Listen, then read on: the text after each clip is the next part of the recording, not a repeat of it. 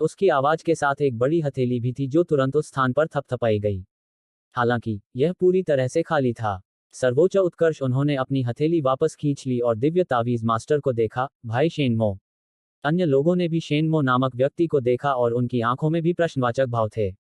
शेनमो ने अपना सिर हिलाया और कहा, मेरी आत्मा आप सभी से कहीं ज्यादा मजबूत है। मैं गलत नहीं हूं। जब उसने इतना कहा तो उसने एक तावीज निकाला और उसे हवा में उछाल दिया। तावीज हवा में फट गया और उसमें से चमकती हुई अनगिनत किरणें निकली, जिसने पूरे हॉल को ढक लिया। शेनमो की भौहें धीरे धीरे सिकुड़ गईं और वह कुछ देर तक आसपास के माहौल को देखता रहा। थोड़ी देर बाद उसने अपना सिर हिलाया और कहा, शायद मैं गलत था। अपनी बात खत्म करने के बाद वह वापस बैठ गया।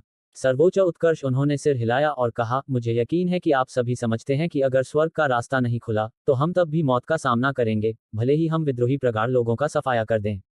मुझे लगता है कि आप में से कई लोग सोचते हैं कि अगर हम इस दुनिया में विद्रोही प्रगाढ़ लोगों का सफाया कर दें तो बाहरी स्वर्ग हमें बाहर निकाल सकता है। यह पूरी तरह से असंभव नहीं है। हालांकि अगर वे हमें बाहर जाने से मना कर दें तो क्या होगा? क्या हमारा भाग्य दूसरों के हाथों में नहीं होगा? आप सभी क्या सोचते हैं? वे सभी चुप हो गए। लेकिन कई लोगों को मारना होगा और इसमें आपके पक्ष के लोग भी शामिल हैं, यिनेइन ने कहा। परम प्रधान की पलकें हल्की सी फड़क उठीं। उसने उस छोटी लड़की को भी कमतर आंकने की हिम्मत नहीं की। आखिरकार उसने खुद अनुभव किया था कि वह कितनी डरावनी थी। सुप्रीम एक्साल्ट ने उत्तर दिया, अगर हम ऐसा नहीं करते हैं तो इसके बजाय हम सभी मर सकते हैं। इसके विपरीत, अगर हम ऐसा करते हैं तो हमारे पास हाफ सेंट दायरे में सभी को जीवित रखने का मौका है। भले ही बहुत से लोग अभी भी मरेंगे, कम से कम कुछ तो बच पाएंगे, है ना? यिन ने पूछा, जीवित रहने के लिए उन्हें बलिदान करना, क्या तुम्हारा यही मतलब है? उन्होंने उत्तर दिया, हर व्यक्ति अपने लिए। हमारे पास कोई और विकल्प नहीं है क्योंकि हम इस दुनिया में पैदा हुए हैं। ओह, यिन ने जवाब दिया।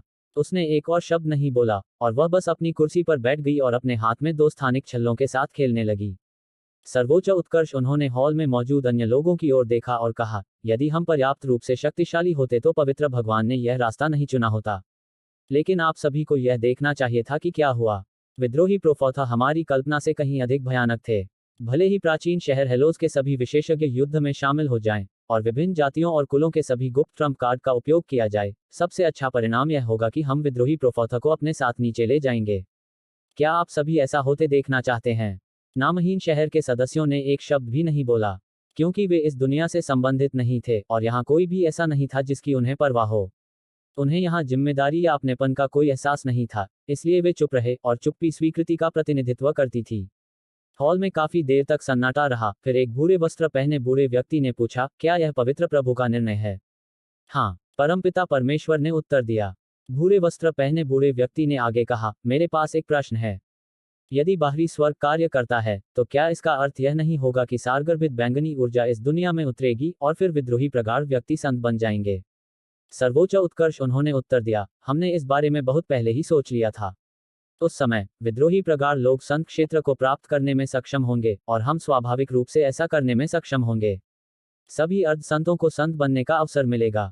उस समय हम उस क्षण का लाभ उठा सकते हैं जब बाहरी स्वर्ग के विशेषज्ञ इस दुनिया को छोड़ने के लिए विद्रोही प्रगाढ़ लोगों से लड़ रहे हैं, क्योंकि हम उस समय हमारे पास मौजूद शक्तियों के साथ अंतरिक्ष को चकनाचूर करने में पूरी तरह सक्षम होंगे और हम अपनी दुनिया से बाहर की दुनिया की यात्रा कर सकते हैं। यदि बाहरी स्वर्ग कार्रवाई नहीं करता है तो हम विद्रोही प्रगाढ़ लोगों द्वारा प्रोफाउंड महाद्वीप पर सभी का वध करने और उनके आक्रोश, घातक ऊर्जा और रक्त ऊर्जा का उपयोग करके स्वर्गपथ को बलपूर्वक नष्ट करने की प्रतीक्षा करेंगे।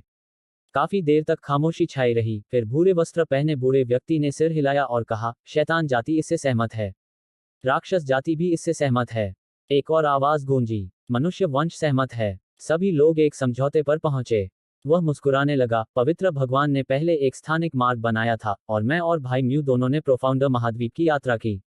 जब वह इस बिंदु तक बोला तो उसने अपना दाहिना हाथ हिलाया और फिर लिटिल याओ और डिंग शाओयाओ यहाँ प्रकट हुए। उसने कहा, उनमें से एक यांग ये की छोटी बहन है जबकि दूसरी उसकी महिला है। यांग ये निश्चित रूप से हमारे नियंत्रण में आ जाएगा जब वे हमारे हाथों में होंगे। एक बार यांग ये यहाँ आ जाए तो मैं उसे प्रोफाउंडर कॉन्टिनेंट के विशेषज्ञों को आदेश देने के लिए मजबूर करूंगा कि वे विद्रोही प्रोफाउंडर्स से मौत तक लड़ें। उस समय हम विद्रोही प्रोफाउंडर्स को कमजोर करते हुए मौत का कारण बन सकेंगे। यह एक पत्थर से दो पक्षियों को मारने जैसा है। शैतान जाति के भूरे वस्त्रधारी बूढ़े व्यक्ति ने पूछा, क्या वह आएगा? वह निश्चित रूप से करेंगे। सुप्रीम एक्साल्ट उसकी आवाज आत्मविश्वास से भरी थी। गार्डो, इन दोनों महिलाओं को जेल में बंद कर दो। सुप्रीम एक्साल्ट ने आगे कहा, जबकि हम उन्हें मार नहीं सकते, हम उन्हें पीड़ा तो दे सकते हैं। जेल में बंद उन लोगों से कहो कि वे जो चाहें कर सकते हैं, लेकिन उन्हें मत मारो। इसके अलावा, उनकी साधना को सील कर दो और उन्हें स्थिर कर दो। उन्हें अपनी जान लेने की अनुमति मत दो। पवित्र हॉल से दो विशेषज्ञों को यहां आने में ज्यादा समय नहीं लगा, और वे लिटिल याओ और डिंग शाओयाओ को ले गए। जब उन्हें ले जाया जा रहा था तो डिंग शाओयाओ ने अचानक एक कोने की ओर देखा। सुप्रीम एक्साल्ट वह और अन्य लोग काफी देर तक चर्चा करते रहे, उसके बाद वे चले गए। उनके जाने के बाद, छाया में छिपी यांग ये की आंखों में हत्या की मंशा विस्फोटक रूप से उभर आई। अभी अभी उसे लगभग देखा गया है। शेन मो के बोलते ही वह तुरंत हिल गया था, और यही कारण था कि वह सुप्रीम एक्साल्ट के हमले से बचने में सक्षम था। जहां तक शेन मो द्वारा उस तावीज का उपयोग करने की बात है, तो वह तुरंत प्राइमोडियल पैगोडा में छिप गया था। हालांकि वह नहीं जानता था कि वह कौन सा ताबीज था, फिर भी उसने लापरवाही से काम करने की हिम्मत नहीं की, क्योंकि वह व्यक्ति एक दिव्य ताबीज मास्टर था, और वह बाहरी स्वर्ग से आया था। निश्चित रूप से, जब दिव्य ताबीज ने प्रकाश की उन किरणों को उत्सर्जित किया, तो यांग ये को पता था कि अगर वह आदिम शिवालय के भीतर नहीं छिपा होता तो वह निश्चित रूप से छिपना जारी नहीं रख पाता। सुप्रीम एक्साल्ट और अन्य लोगों के बीच अभी अभी हुई बातचीत ने यांग यी के दिल में सदमे की लहरें पैदा कर दी। उसने उम्मीद नहीं की थी कि पवित्र भूमि वास्तव में अर्ध संत क्षेत्र से नीचे के सभी लोगों की बलि देने का इरादा रखती है। अगर यह बात फैल गई तो, यांग ये ने अपना सिर हिलाया। अगर यह बात फैल भी गई तो क्या कोई इस पर यकीन करेगा? शहर के लोग तो बिल्कुल भी यकीन नहीं करेंगे। इसके अलावा, वह इस दुनिया का उद्धारकर्ता बनने की कोशिश नहीं कर रहा था। यांग ये का चेहरा चमक उठा और वह उन दो लोगों के पीछे गया जिन्होंने पहले लिटिल याओ और डिंग शाओयाओ को पकड़ लिया था। अगर लिटिल याओ और शाओयाओ को कुछ हुआ, तो मैं तुरंत दो संत बना दूंगा और पूरे पवित्र मैदान को नष्ट कर दूंगा। यांग ये ने अपनी गति को अपनी सीमा तक बढ़ा दिया, जबकि असीम हत्या का इरादा उसके दिल में उमड़ रहा था। हालांकि, उसने बलपूर्वक इसे दबा दिया। यांग यी को तथाकथित धिक्कार की जेल तक पहुंचने में ज्यादा समय नहीं लगा। क्योंकि वह स्वयं को तलवार के क्षेत्र में छिपा रहा था, इसलिए वह आसानी से उसमें प्रवेश करने में सक्षम था। यांग ये को डिंग शाओयाओ और लिटिल याओ को देखने में ज्यादा समय नहीं लगा। इस समय, नंगे ऊपरी शरीर वाले पुरुषों के एक समूह ने उन्हें घेर लिया था, जबकि वे बीच में लेटे हुए थे और बिल्कुल भी हिल नहीं पा रहे थे। केवल उनकी आंखें ही हिल सकती थीं, और उनकी आंखें उदासी से भरी हुई थीं। उनमें से एक आदमी का हाथ डिंग शाओयाओ की ओर बढ़ा। अचानक, उसका हाथ हवा में उड़ गया, और फिर प्रकाश की कुछ किरणें चमकी, और फिर वे सभी चुपचाप जमीन पर गिर पड़े। डिंग शाओयाओ और लिटिल याओ की आंखें हैरानी से भर गईं। इस बीच, यांग ये की आवाज उनके दिमाग में गूंज उठी, यह मैं हूं। डरो मत, मैं तुम दोनों को अभी यहां से ले जाऊंगा। जैसे ही उसने बोलना समाप्त किया, वे दोनों तत्काल गायब हो गए। जब उसने उन्हें आदिकालीन शिवालय में रखा, तो यांग ये की आकृति चमक उठी और वह जितनी जल्दी हो सके जेल से बाहर निकल गया। हालांकि, जेल से बाहर निकलते समय एक प्रकाश की किरण ने उसे झकझोर दिया। यांग ये ने अपनी आंखें बंद कर लीं और मन ही मन कहा, अरे! जैसा कि अपेक्षित था, जब उसने फिर से अपनी आंखें खोली तो पवित्र भूमि के दो सर्वोच्च देवता उसके सामने खड़े थे। उन दोनों के अलावा, जो लोग पहले हॉल में थे वे भी यहाँ खड़े थे। हालांकि, यिन वहां मौजूद नहीं था। दुनिया के 14 सबसे ताकतवर विशेषज्ञ। यांग ये, मुझे कभी उम्मीद नहीं थी कि यह वास्तव में तुम हो, और मुझे कभी उम्मीद नहीं थी कि तुम वास्तव में यहाँ आने की हिम्मत करोगे। मुझे वास्तव में इसकी कभी उम्मीद नहीं थी। मुझे इसकी बिल्कुल भी उम्मीद नहीं थी। भले ही यांग ये इस समय पूरी तरह से अलग रूप धारण कर रहा था, सुप्रीम एक्साल्ट को पता लग रहा था कि यह यांग ये ही था जो उसके सामने खड़ा था। यांग यी ने यहाँ के लोगों पर नजर डाली, और फिर उसकी त्वचा थोड़ी सी हिली, इससे पहले कि उसका मूल स्वरूप बहाल हो जाए। यह तुम हो? दिव्य तावीज मास्टर की आवाज में आश्चर्य का एक निशान था जब उसने यांग ये की उपस्थिति देखी। यांग ये ने कहा, मैं बहुत उत्सुक हूँ। आप सभी ने मुझे कैसे देखा? बेशक, यह मैं ही था। शेन मो ने मुस्कुराते हुए कहा, एक दिव्य तावीज मास्टर के रूप में, मैं गलती से कुछ महसूस करने जैसी निम्न स्तर की गलती कैसे कर सकता था? मैं वास्तव में बहुत उत्सुक हूँ। आपने अभी हॉल में मेरे दिव्य प्रकाश तावीज की चमक से कैसे बचा? यहाँ तक एक संत रैंक आंदोलन तकनीक भी इसकी चमक से बचने में सक्षम नहीं होगी, फिर भी आप ऐसा करने में सक्षम थे। तुम जानना चाहते हो? यांग ये ने कहा, क्यों ना हम अकेले कहीं चलें और मैं तुम्हें धीरे धीरे समझाऊंगा। ठीक है। शेन मो ने अपना सिर हिलाया, मुझे आपकी मदद करने के लिए मजबूर मत करो। हमारे बीच कोई रिश्ता नहीं है, इसलिए मैं आपकी मदद नहीं करूंगा। इसके अलावा, आप काफी शांत दिख रहे हैं, इसलिए मुझे लगता है कि आपके पास कोई तुरुप का पत्ता होना चाहिए। मैं वास्तव में काफी उत्सुक हूँ। आपका तुरुप का पत्ता वास्तव में क्या है जो आपको इतने सारे सर्वोच्च विशेषज्ञों का सामना करते हुए भी शांत रहने की अनुमति देता है? यांग ये ने उनकी ओर देखा और कहा, मेरे पास कौन सा तुरुप का पत्ता हो सकता है? यह तो बताने की जरूरत नहीं कि मैं अकेला हूं, आपकी संयुक्त सेना पवित्र भूमि को टुकड़े टुकड़े करने के लिए भी पर्याप्त है। इस बीच सुप्रीम एक्साज ने कहा, यांग ये दमन का पत्थर सौंप दो। इस तथ्य को ध्यान में रखते हुए कि तुम एक असाधारण प्रतिभाशाली व्यक्ति हो, मैं तुम्हें ऐसी मौत नहीं दूंगा जो बहुत दर्दनाक हो। वह बहुत स्पष्ट रूप से जानता था कि यांग ये ने निश्चित रूप से सुना होगा कि उन्होंने अभी क्या चर्चा की थी। इसलिए यांग ये को मरना ही था, चाहे कुछ भी हो। यांग ये ने जवाब दिया, लेकिन मैं मरना नहीं चाहता। सर्वोच्च उत्कर्ष वह उपहास के साथ हंसा और बोला, मुझे पता है, कोई भी मरना नहीं चाहता। हालांकि क्या तुम अब मृत्यु से बच सकते हो? यह तो बताने की जरूरत नहीं कि तुम बिल्कुल अकेले हो, भले ही वे दो विशेषज्ञ जो तुम्हारा समर्थन करते हैं, वे भी तुम्हें नहीं बचा पाएंगे। दमन का पत्थर सौंप दो और अपने आप को एक सम्मानजनक मौत मरने दो। अन्यथा तुम मर नहीं पाओगे, भले ही तुम इसके लिए भीख मांगो। मैं अभी भी इसे आजमाना चाहता हूं। जैसे ही यांग ये ने बोलना समाप्त किया, तलवार आत्मा उसके बगल में प्रकट हुई और फिर उसकी आवाज गूंजी, 5 तत्व तलवार। आपको कहीं नहीं जाना है। स्थानिक कारावास। तलवार आत्मा ने बोलना भी पूरा नहीं किया था कि शेनमो के अलावा बाकी सभी ने तुरंत कार्रवाई की। यह इतना तेज था कि यांग यी और तलवार आत्मा के सामने 1 दर्जन से ज्यादा हथेलियां और मुट्ठियां आ गईं। इसके अलावा उनके आसपास की जगह तुरंत रहस्यमय और अथाह ऊर्जा के एक धागे से सील हो गई। यह लोहे की दीवार की तरह थी और यह इतनी मजबूत थी कि तलवार आत्मा की आंखों में निराशा दिखाई दी। तलवार डोमेन। यांग ये की आवाज गूंजी। जैसे ही यांग ये की आवाज गूंजी, हथेलियां और मुट्ठियां रुक गईं, मानो वे हवा में जम गई हों, और फिर यांग ये के चारों ओर की स्थानिक दीवारें तुरंत गायब हो गईं। कुरान। तलवार आत्मा के आखिरी शब्द बोलते ही वे तुरंत गायब हो गए। सर्वोच्च उत्कर्ष वह और अन्य लोग मौके पर खड़े होकर सामने की ओर देखते रहे। आखिरकार एक सम्राट क्षेत्र के एक प्रगाढ़ व्यक्ति ने वास्तव में 1 दर्जन से अधिक विशेषज्ञों से बचकर भाग लिया था जो उच्च श्रेणी के अर्धसंत थे। उसकी आभा चली गई है। उसने अपनी आभा छिपाने के लिए तलवार के क्षेत्र का इस्तेमाल किया। मैं उसे ढूंढ नहीं पा रहा हूं। भूरे रंग के वस्त्र पहने एक बूढ़े व्यक्ति ने गंभीरता से कहा। जैसा कि अजेय तलवार क्षेत्र से उम्मीद थी, शेनमो ने कहा, अफवाह के अनुसार तलवार संप्रदाय के संस्थापक पूर्वज ने बाहरी स्वर्ग तक पहुंचने के लिए इस पर भरोसा किया था और उसने स्वर्ग पथ पर अपने सामने आने वाली सभी बाधाओं को भी कुचल दिया। अब जब मैंने आज इसकी ताकत देखी है, तो यह वास्तव में असाधारण है। अगर वह अर्धसंत क्षेत्र को प्राप्त कर लेता है और इसकी गहराई को पूरी तरह से समझ लेता है, तो हमारी संयुक्त सेना उसके खिलाफ असहाय हो जाएगी। वह उस सीमा तक विकसित नहीं हो पाएगा। सुप्रीम एक्साल्ट वह और पवित्र हॉल के कुछ विशेषज्ञ उसके बोलने के बाद मौके पर ही गायब हो गए। शेनमो ने अपना सिर हिलाया और फिर वह मुड़कर चला गया। Dot dot dot. कुछ हजार किलोमीटर दूर एक पहाड़ की गुफा में तुम, तलवार आत्मा, दिंग शाओयाओ और लिटिल याओ यांग ये को घूर रहे थे और लिटिल याओ की आंखों से आंसू बह रहे थे। इस समय यांग ये का रूप पूरी तरह से बदल गया था। उसके काले बाल पूरी तरह से सफेद, बर्फ की तरह सफेद हो गए थे। उसका चेहरा भी तुरंत ही अनगिनत वर्षों का बूढ़ा हो गया था और उस पर झुर्रियां पड़ गई थीं।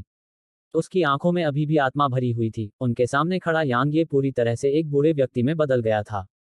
बड़े भाई, छोटी याओ ने तुरंत उसे अपनी बाहों में भर लिया और रोते हुए उसे कसकर पकड़ लिया। तुम ऐसे क्यों दिख रहे हो?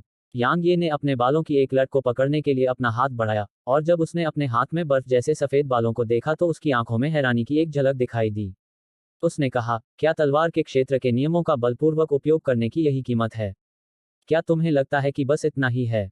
इस बीच तलवार आत्मा अचानक गुस्से से बोली, क्या तुम्हें पता है कि अब तुम्हारा जीवन काल कितना है? 2 दिन नहीं, 2 दिन भी नहीं। तुम्हारे शरीर के भीतर की जीवन शक्ति अब धीरे धीरे मृत्यु ऊर्जा में बदल रही है। संक्षेप में, तुम खत्म हो चुके हो। 2 दिन। डिंग शाओयाओ और लिटिल याओ की आकृतियां यह सुनकर कांप उठीं। लिटिल याओ और भी ज्यादा रोने लगी, जबकि डिंग शाओयाओ की आंखों में अविश्वास भर गया। यांग ये ने लिटिल याओ के सिर को सहलाया और कहा, यह ठीक है। रो मत, अगर तुम ऐसा करती रही तो तुम्हारे बड़े भाई के कपड़े भीग जाएंगे। हालांकि लिटिल याओ और भी जोर से रोने लगा। यांग ये ने यह देखकर असहायता से अपना सिर हिलाया। डिंग शाओयाओ ने अचानक तलवार आत्मा को देखा और कहा, आपके पास निश्चित रूप से उसे बचाने का एक तरीका है ना? मुझे नहीं लगता, यह उसके अपने कामों का नतीजा है। तलवार आत्मा अभी भी गुस्से में थी। उसने यांग ये के पवित्र भूमि पर हमला करने के इरादे को अस्वीकार कर दिया। निश्चित रूप से वह जिस बात को लेकर चिंतित थी, वह हो चुकी थी। वे लगभग वहां मर चुके थे। हालांकि वे अब बच गए थे, लेकिन यांग ये ने जो कीमत चुकाई वह बहुत बड़ी थी। डिंग शाओयाओ तलवार आत्मा के पास गई और बोली, अभी गुस्सा करने का समय नहीं है। उसके अंदर मृत्यु ऊर्जा है, और अगर हम इससे निपटने का कोई तरीका नहीं सोचेंगे तो वह निश्चित रूप से मर जाएगा।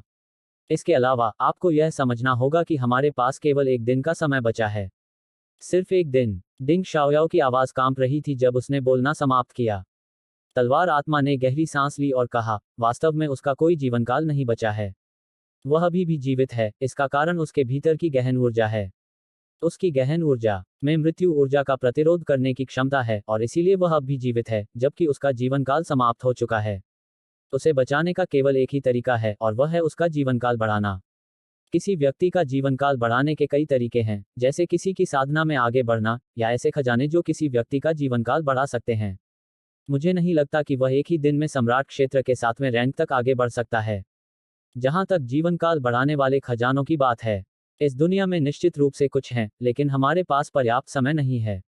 खजाने जो जीवन काल बढ़ाते हैं। डिंग शाओयाओ दंग रह गई, और फिर उसने अपनी हथेली पलटी और ग्रीनवुड स्पिरिट उसकी मुट्ठी में आ गई। उसने कहा, क्या यह काम करेगा? क्या शुद्ध जीवन शक्ति है? तलवार आत्मा की आवाज में आश्चर्य का एक निशान था। उसने इसे लेने से पहले एक पल के लिए गहराई से सोचा, और फिर वह यांग यी के पास चली गई और इसे उसके शरीर पर पटक दिया। टकराना। ग्रीनवुड स्पिरिट टूट गई, और फिर गहरे हरे रंग की ऊर्जा की अनगिनत किस्में यांग यी के शरीर में प्रवेश कर गईं। यांग यी के चेहरे की झुर्रियां धीरे धीरे गायब हो गईं, और 2 घंटे बीतने के बाद उसकी शक्ल सामान्य हो गई। हालांकि उसके बर्फ जैसे सफेद बाल वापस काले नहीं हुए थे। क्यों? डिंग शाओयाओ ने प्रश्नवाचक निगाहों से तलवार आत्मा को देखा। तलवार आत्मा ने समझाया, ग्रीनवुड आत्मा में जीवन शक्ति थी, और यह वास्तव में किसी व्यक्ति के जीवन काल को बढ़ाने में सक्षम थी। हालांकि यह पर्याप्त नहीं था। अब वह आधे महीने तक जीवित रह सकता है। इसके अलावा उसके भीतर मृत्यु ऊर्जा है। वह मृत्यु ऊर्जा मानव निर्मित मृत्यु ऊर्जा नहीं है, यह स्वर्ग दाव के सर्वोच्च नियमों से बनी मृत्यु ऊर्जा है। इसलिए यदि वह इस आधे महीने के समय में अपने जीवन काल को बढ़ाने में सक्षम नहीं है, तो वह अभी भी मर जाएगा। डिंग शाओयाओ ने यांग ये की ओर देखा और कहा, आपको आधे महीने में मोनाक दायरे की 7वीं रैंक हासिल करने की अपनी क्षमता पर भरोसा है ना? यांग ये ने जवाब दिया, मैं कोशिश कर सकता हूँ।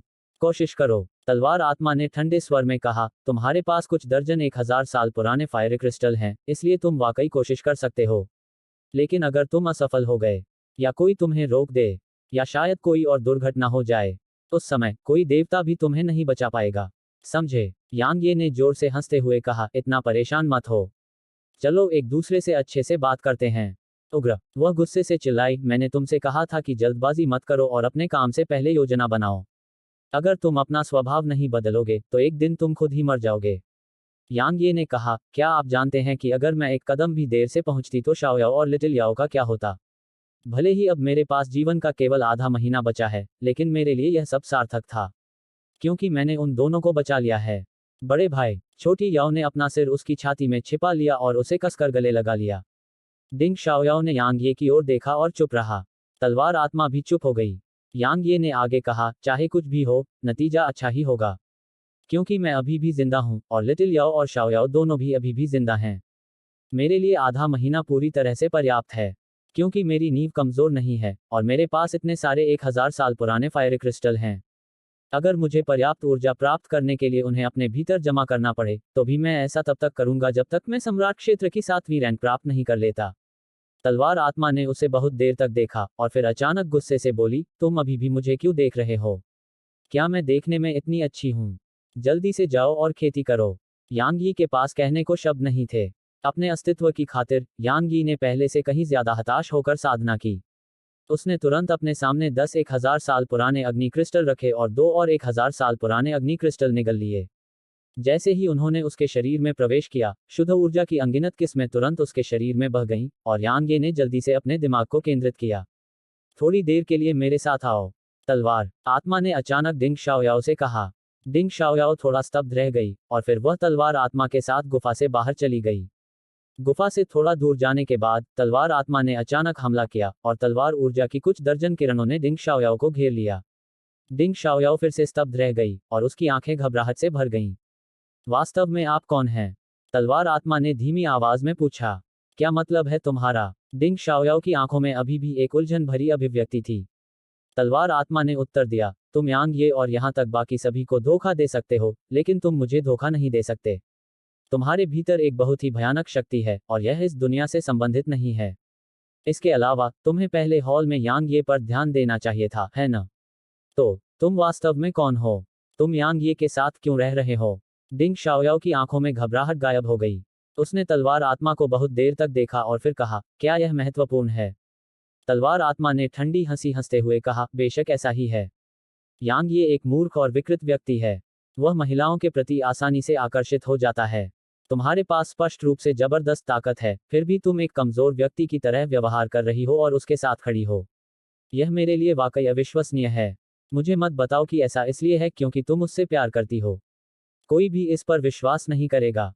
डिंग शाओयाओ ने अचानक पलटकर उस गुफा को देखा जिसमें यांग ये साधना कर रहा था।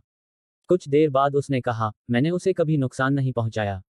बेशक उसके पास जो ताकत है उसके साथ मैं उसे नुकसान भी नहीं पहुंचा पाऊंगी।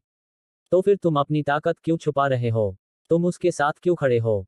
तलवार आत्मा ने पूछा। डिंग शाओयाओ ने कहा, अपनी ताकत को छिपाना?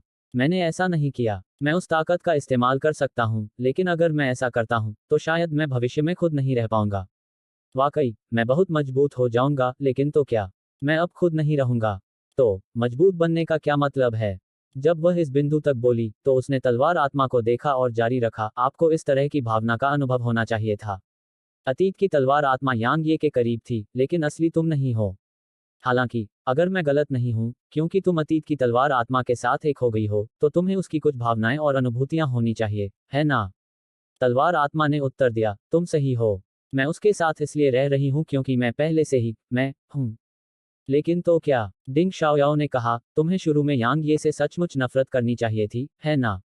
तलवार आत्मा ने उत्तर दिया, उसने कहा कि तुम बहुत होशियार हो। अब, मैं उस पर विश्वास करता हूँ।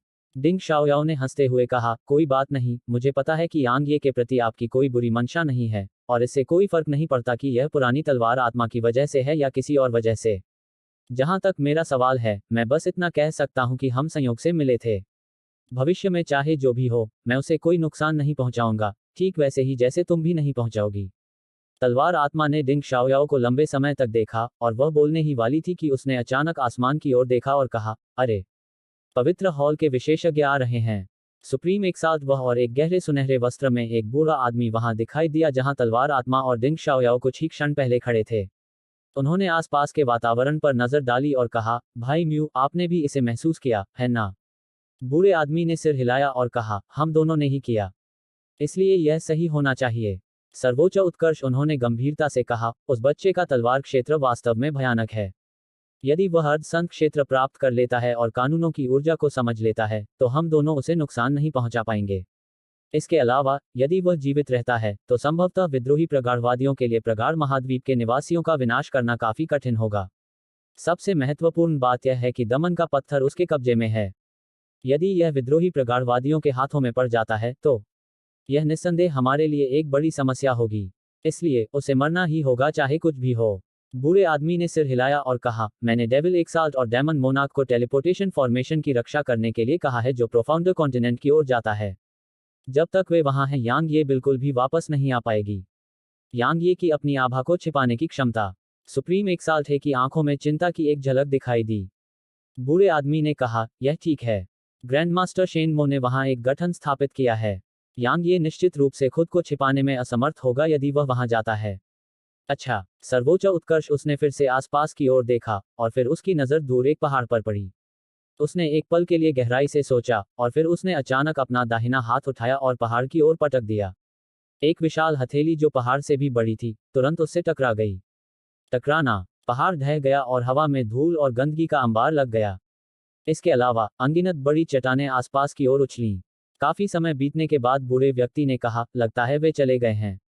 चलो चलें। हमारी दिव्य इंद्रियां कुछ हजार किलोमीटर के क्षेत्र को कवर करने में सक्षम हैं, इसलिए अगर वे खुद को दिखाने की हिम्मत करते हैं तो हम तुरंत उनकी उपस्थिति को नोटिस करेंगे। चलो देखते हैं कि क्या वह फिर से हमसे बच पाएगा। वे दोनों बातें करते करते गायब हो गए। लगभग 2 घंटे बीत जाने के बाद दूर स्थित जमीन थोड़ी सी हिली, और फिर जमीन को फटने और यांग यी के समूह को नीचे से उभरने में ज्यादा समय नहीं लगा। वह बहुत करीब था। तलवार आत्मा ने कहा, शाओ याओ, अगर तुमने हमें जमीन में सुरंग बनाने के लिए नहीं कहा होता, तो शायद हम उस पहाड़ के नीचे दब गए होते। हमें भविष्य में यांग ये से 3 मीटर दूर नहीं जाना चाहिए। अन्यथा, हम अगली बार इतने भाग्यशाली नहीं हो सकते। डिंग शाओयाओ ने कहा, पवित्र हॉल के 2 सर्वोच्च महापुरुष खुद को खोज रहे हैं। ऐसा लगता है कि वे वास्तव में हमें खत्म करना चाहते हैं। हम निश्चित रूप से प्रोफाउंडर कॉन्टिनेंट में वापस नहीं लौट पाएंगे क्योंकि टेलीपोर्टेशन फॉर्मेशन निश्चित रूप से पहरा दे रहा है। इसके विपरीत, जब तक हम पवित्र भूमि में अपनी उपस्थिति को उजागर करने की हिम्मत करते हैं, तब तक वे हमें तुरंत ढूंढ पाएंगे। यह काफी बुरी स्थिति है। तलवार आत्मा ने अपना सिर हिलाया और कहा, हम अभी इस सब के बारे में चिंता नहीं कर सकते। चलो एक सुरक्षित जगह की तलाश करते हैं और यांग ये को अपनी साधना में आगे बढ़ने देते हैं। जब उसकी ताकत बढ़ जाएगी तो वह बाकी सब संभाल लेगा। तलवार आत्मा ने यांग ये को घूर कर देखा जब वह इस बिंदु तक बोल रही थी, और फिर वह एक प्रकाश की किरण में परिवर्तित हो गई जो यांग ये के शरीर में प्रवेश कर गई। यांग ये ने मुस्कुराते हुए डिंग शाओयाओ और लिटिल याओ को देखा जिनके चेहरे पर चिंता के भाव थे, और उसने कहा, चिंता मत करो, मैं तुम दोनों को प्रोफाउंडर कॉन्टिनेंट वापस ले जाऊंगा। डिंग शाओयाओ ने अचानक पूछा, अगर लिटिल याओ मेरे साथ नहीं होती तो क्या तुम मुझे बचाने आती? अगर तुम मुझे बचाने आती तो भी क्या तुम ऐसा ही करती? यांग ये ने उत्तर दिया, आप क्या सोचते हैं? उसने उत्तर दिया, मैं आपके हृदय में उसकी स्थिति से परिचित हूं, परंतु मैं नहीं जानती कि मेरी क्या स्थिति है। यांग ये ने उसकी आंखों में देखा और कहा, जब मुझे पता चला कि तुम दोनों को पकड़ लिया गया है, तो मेरा पहला विचार यह था कि मुझे तुम दोनों को बचाना चाहिए, और ऐसा नहीं था कि मुझे लिटिल याओ को बचाना चाहिए। डिंग शाओयाओ ने मुस्कुराते हुए कहा, क्या यह स्वीकारोक्ति है? यांग ये अवाक रह गया। आपके शरीर के भीतर की दुनिया ही आपका सबसे बड़ा रहस्य है ना? डिंग शाओयाओ ने अचानक विषय बदल दिया। यांग ये ने सिर हिलाया। अतीत में केवल आपकी पत्नियों को ही आपके उस सबसे बड़े रहस्य के बारे में जानने की अनुमति थी। अब जब मुझे भी इसके बारे में पता चल गया है, तो आप क्या करेंगे? डिंग शाओयाओ ने पूछा, तो फिर मेरी भाभी बन जाओ, छोटी याओ अचानक बोली। यांग ये फिर से अवाक रह गया। डिंग शाओयाओ ने अपना सिर हिलाया और मुस्कुराए। उसने लिटिल याओ के सिर को सहलाया और कहा, तुम सच में उसकी छोटी बहन हो। वे लंबे समय तक बातचीत नहीं करते थे। यांग ये ने डिंग शाओयाओ और लिटिल याओ को आदिम शिवालय में रखा, इससे पहले कि वह फिर से पागलों की तरह साधना शुरू कर दे। यांग ये ने महसूस किया कि जब कोई व्यक्ति मरने वाला होता है, तो उस व्यक्ति से जो क्षमता निकलती है, वह बिल्कुल बेजोड़ होती है। ठीक इसी क्षण की तरह, वह पहले से कहीं अधिक गंभीर था और उसने अपनी साधना के दौरान जितनी मेहनत की थी, उससे कहीं अधिक मेहनत की। पलक झपकते ही 10 दिन बीत गए। इस समय यांग ये अभी भी आगे नहीं बढ़ पाया था, लेकिन उसके पास जो आभा थी वह धीरे धीरे मजबूत होती जा रही थी। तलवार आत्मा और डिंग शाओयाओ की आंखें चिंता से भरी हुई थी क्योंकि यांग ये के चेहरे पर एक गहरा काला रंग था। इसके अलावा घनी मृत्यु ऊर्जा उसके भीतर से लगातार बाहर निकल रही थी। यदि वह ऐसा कर पाता तो ठीक था, लेकिन यदि वह ऐसा नहीं कर पाता तो इसका मतलब था कि उसे मौत का सामना करना पड़ेगा। कुछ ही समय में आखिरी दिन आ गया, लेकिन यांग ये अभी भी आगे नहीं बढ़ पाया था। दोनों के चेहरे पर अत्यंत उदासी थी। इस समय यांग ये का पूरा चेहरा काला पड़ गया था और उसके अंदर की मृत्यु ऊर्जा भयानक रूप से घनी थी। इस कारण तलवार आत्मा और डिंग शाओयाओ दोनों ही उसके करीब आने की हिम्मत नहीं कर पाए। क्या आपके पास उसे बचाने का कोई और तरीका है? डिंग शाओयाओ ने गंभीरता से पूछा। तलवार आत्मा ने जवाब में अपना सिर हिलाया, जीवन, मृत्यु, उम्र और बीमारी स्वर्ग दाव के सर्वोच्च नियमों का हिस्सा हैं। वे ब्रह्मांड के शाश्वत नियम हैं। उसके भीतर की मृत्यु ऊर्जा मनुष्य द्वारा बनाई गई नहीं है, इसलिए जीवित रहने का एकमात्र तरीका स्वर्ग से ही लड़ना है। यह वास्तव में एक चमत्कार है कि वह अभी भी जीवित है। मेरी राय में, उसके भीतर की बैंगनी ऊर्जा क्विंसेंस वायलेट ऊर्जा नहीं है, क्योंकि क्विंसेंस वायलेट ऊर्जा के लिए किसी व्यक्ति को जीवित रखना असंभव है जब उसका जीवनकाल समाप्त हो जाता है। यह उसका एक रहस्य है। डिंग शाओयाओ ने कहा। तलवार आत्मा ने कहा, अब हम केवल यही प्रार्थना कर सकते हैं कि वह बच निकले, अन्यथा उसके दफन की तैयारी करो। धीरे धीरे समय बीतता गया और तलवार आत्मा और डिंग शाओयाओ के चेहरे पीले होते गए, क्योंकि यांग ये किसी भी हालत में मरा हुआ आदमी लग रहा था। उसके बाल बर्फ की तरह सफेद थे, चेहरा एकदम काला था और वह मौत की ऊर्जा से ढका हुआ था। उसे बचाना असंभव है। तलवार आत्मा ने अपनी आंखें बंद कर लीं।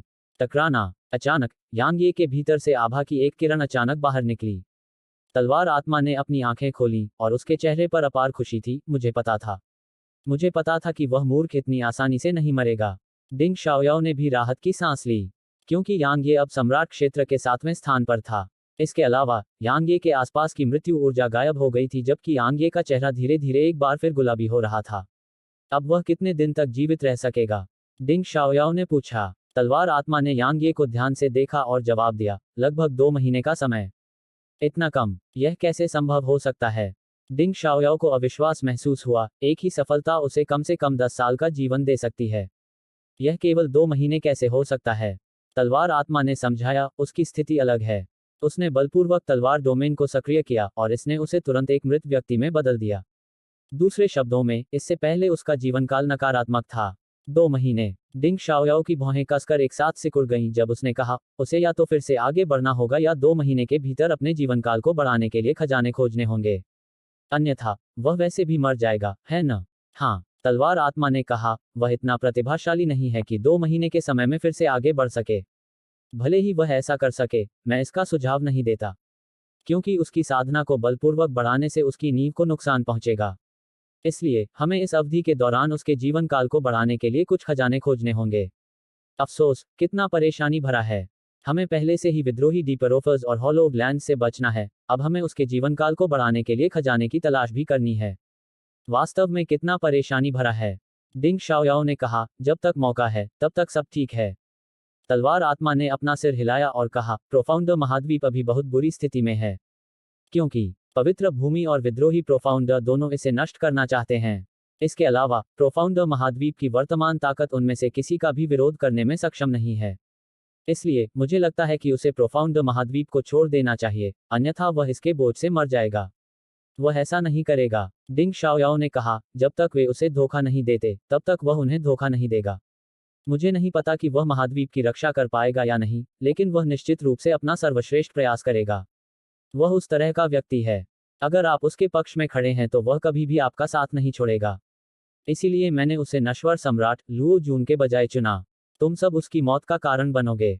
तलवार आत्मा ने ठंडे स्वर में कहा, यदि वह सब कुछ त्याग देता है और तलवार पर ध्यान केंद्रित करता है, तो मैं गारंटी देता हूं कि उसकी उपलब्धियां तलवार संप्रदाय के संस्थापक पूर्वज से बिल्कुल भी कम नहीं होंगी, और यह मेरे पहले गुरु से भी आगे निकल सकती है। डिंग शाओयाओ ने अचानक कहा, क्या आप जानते हैं कि वह तलवार दाव की साधना क्यों करता है? क्या आप जानते हैं कि वह मजबूत क्यों बनना चाहता है? तलवार आत्मा चुप रही। डिंग शाओयाओ ने आगे कहा, वह तलवार दाव की साधना नहीं करता और हमेशा के लिए जीवित रहने के लिए मजबूत बनने के लिए कड़ी मेहनत करता है। वह उन लोगों की रक्षा करने के लिए ताकत हासिल करना चाहता है जिनकी वह परवाह करता है। अगर आप उसे तलवार और उन लोगों के बीच चुनने के लिए कहें जिनकी वह परवाह करता है, तो आपको क्या लगता है कि वह क्या चुनेगा? आप जवाब जानते हैं। इसलिए, उसके लिए सभी को छोड़कर आपके साथ तलवार दाव की साधना पर ध्यान केंद्रित करना असंभव है। कुछ भी असंभव नहीं है। तलवार आत्मा ने कहा, एक बार उसका मन साफ जाए तो वह तलवार का चयन करेगा। डिंग शाओयाओ ने अपना सिर हिलाया और बहस करना बंद कर दिया, और फिर उसने यांग ये को देखा। जब उसने देखा कि यांग ये अभी भी अपनी आंखें बंद करके बैठा है, तो वह खुद को पूछे बिना नहीं रह सकी, वह क्या कर रहा है?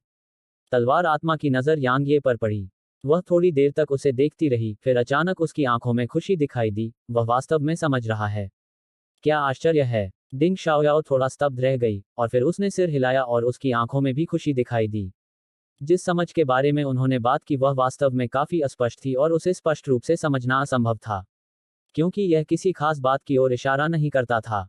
या शायद यह कहा जाना चाहिए कि यह कई चीजों का प्रतिनिधित्व करता था। कभी कभी 10 साल की साधना, समझ के एक दिन की तुलना में नहीं हो सकती। यांग ये चाहे जो भी समझ रहा हो, उन्हें इसमें कोई संदेह नहीं था कि यह यांग ये के लिए असाधारण रूप से अच्छी खबर थी। मुझे भी आश्चर्य हुआ। अचानक कहीं से एक आवाज गूंजी। तलवार आत्मा और डिंग शाओयाओ दोनों के हाव भाव एक ही समय में नाटकीय रूप से बदल गए, और फिर उन्होंने आवाज के स्रोत की ओर देखा। उन्होंने देखा कि उनसे ज्यादा दूर एक महिला खड़ी थी। उसने एक लिनेन पोशाक पहन रखी थी, शरीर पर एक जंजीर बंधी थी, तथा उसके पैर नंगे थे। यह नेदरमैडन था। डिंग शाओयाओ और स्वॉर्ड स्पिरिट को ऐसा लगा जैसे वे नेदरमैडन को देखकर किसी शक्तिशाली दुश्मन का सामना कर रहे हैं। स्वॉर्ड स्पिरिट ने तो तुरंत हमला करने का इरादा भी कर लिया था। हालांकि, उसे डिंग शाओयाओ ने रोक दिया। उसे बस एक पल की जरूरत है और हम सब यहीं मर जाएंगे। डिंग शाओयाओ ने कहा। आखिरकार, नेदरमैडन को बस हॉलोव ग्राउंड्स के विशेषज्ञों को सूचित करना था, और फिर सुप्रीम एक्साल्ट है और अन्य सुप्रीम एक्साल्ट यहां होंगे। उस समय, उनके पास बचने का जरा सा भी मौका नहीं होगा। क्योंकि यांग ये फिर से स्वॉर्ड डोमेन का उपयोग नहीं कर पाएगी। नेदरमैडन ने डिंग शाओयाओ की ओर देखा और कहा, भाग्य और नियति का पुनर्जन्म। मुझे कभी उम्मीद नहीं थी कि तुम वास्तव में ताकत के प्रलोभन का विरोध करने में सक्षम हो पाओगे। कितना दुर्लभ है! डिंग शाओयाओ के हाव भाव थोड़े बदल गए। इस बीच, नेदरमैडन की नजर यांग ये पर पड़ी। यांग ये के सफेद बाल देखकर उसकी भौहें थोड़ी सिकुड़ गईं और उसने कहा, तलवार के क्षेत्र का जबरदस्ती इस्तेमाल करने की यही कीमत उसे चुकानी पड़ी। अचानक, यांग ये ने अपनी आंखें खोलीं। उसने पूछा, तुमने क्या समझा? यांग ये ने अपनी उंगली हिलाई, और फिर उसकी उंगली की नोक से तलवार की एक डोरी निकली। नेदरमैडन ने जब उसे देखा तो उसके चेहरे के हाव भाव बदल गए और वह सचमुच दूर भाग गई तथा उससे टकराने की हिम्मत नहीं जुटा पाई। तलवार की नीयत ने दूर स्थित एक विशाल पेड़ पर वार किया और वह आसानी से उसमें से होकर निकल गई। हालांकि नेदरमैडन की तरह ही तलवार की आत्मा और डिंग शाओयाओ की आंखों में भी सदमा था, क्योंकि वह विशाल वृक्ष सचमुच एक क्षण में सूख गया था और फिर मिट्टी के ढेर में तब्दील हो गया था। कानून की ऊर्जा। नेदरमैडन की आवाज में गंभीरता की झलक थी। यांग ये ने अपनी हथेली खोली और वहां तलवार की एक धार दिखाई दी। तलवार की धार आंखों से नहीं देखी जा सकती थी, लेकिन उसे महसूस किया जा सकता था।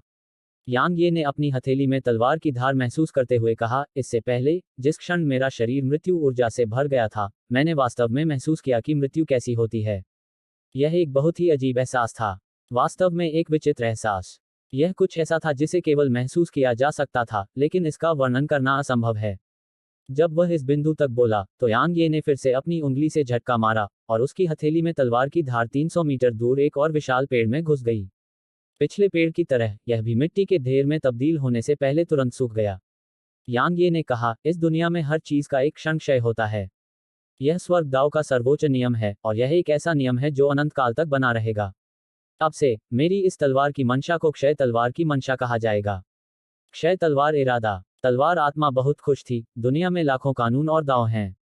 हालांकि मुझे नहीं पता कि तुम्हारा क्षय कानून कितना मजबूत है, लेकिन यह निश्चित रूप से सबसे ऊपर है।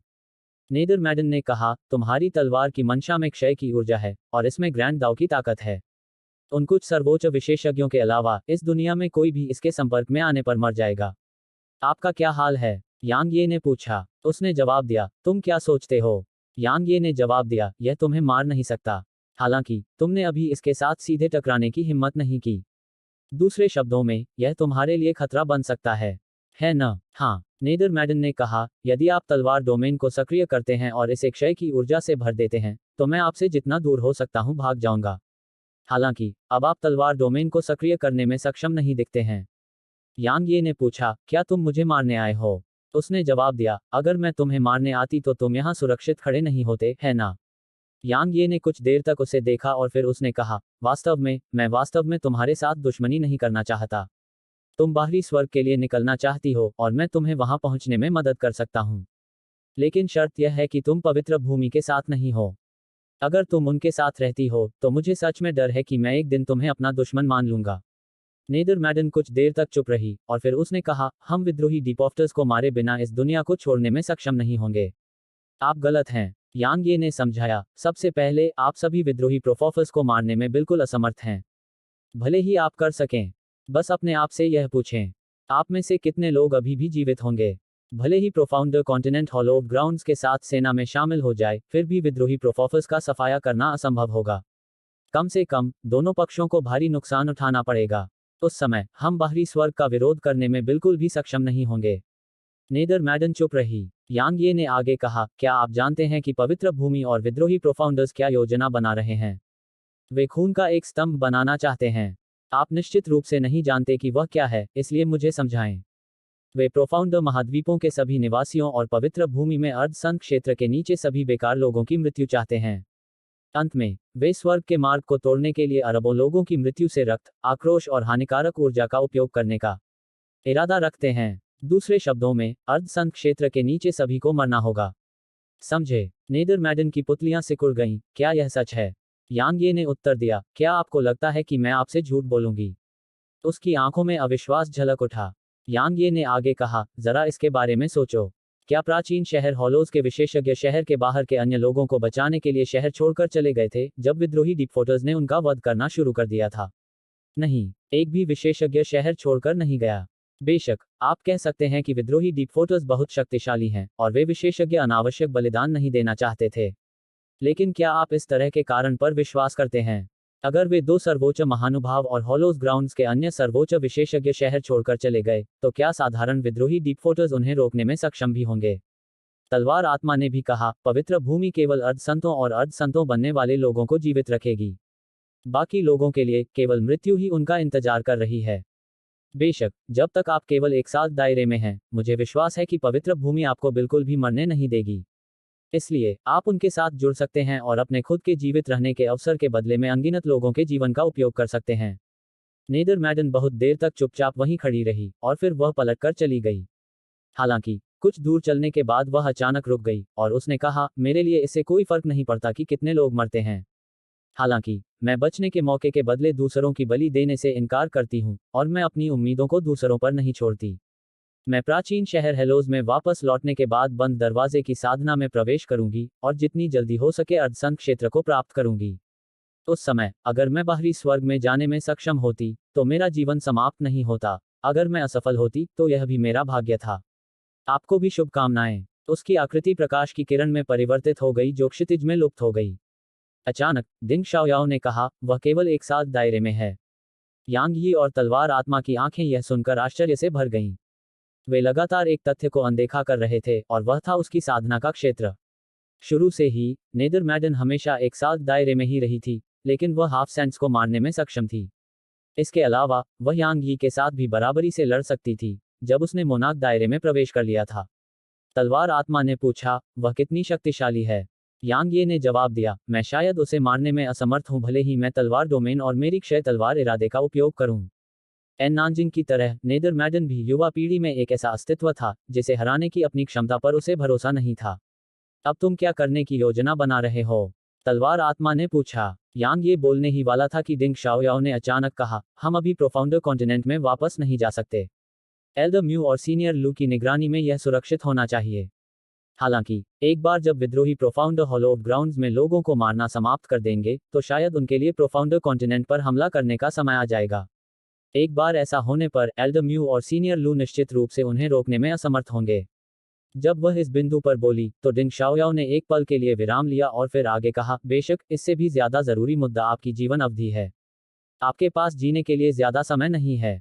इसलिए हमें जल्द से जल्द ऐसे खजाने ढूंढने होंगे जो आपकी जीवन अवधि बढ़ा सकें। यही सबसे महत्वपूर्ण मामला है, क्योंकि अगर आप मर गए तो प्रोफाउंडर कॉन्टिनेंट के पास कोई मौका नहीं होगा। यांग ये ने अचानक पूछा, तलवार आत्मा, आप कितने तलवार सेवकों को परिष्कृत कर सकते हैं?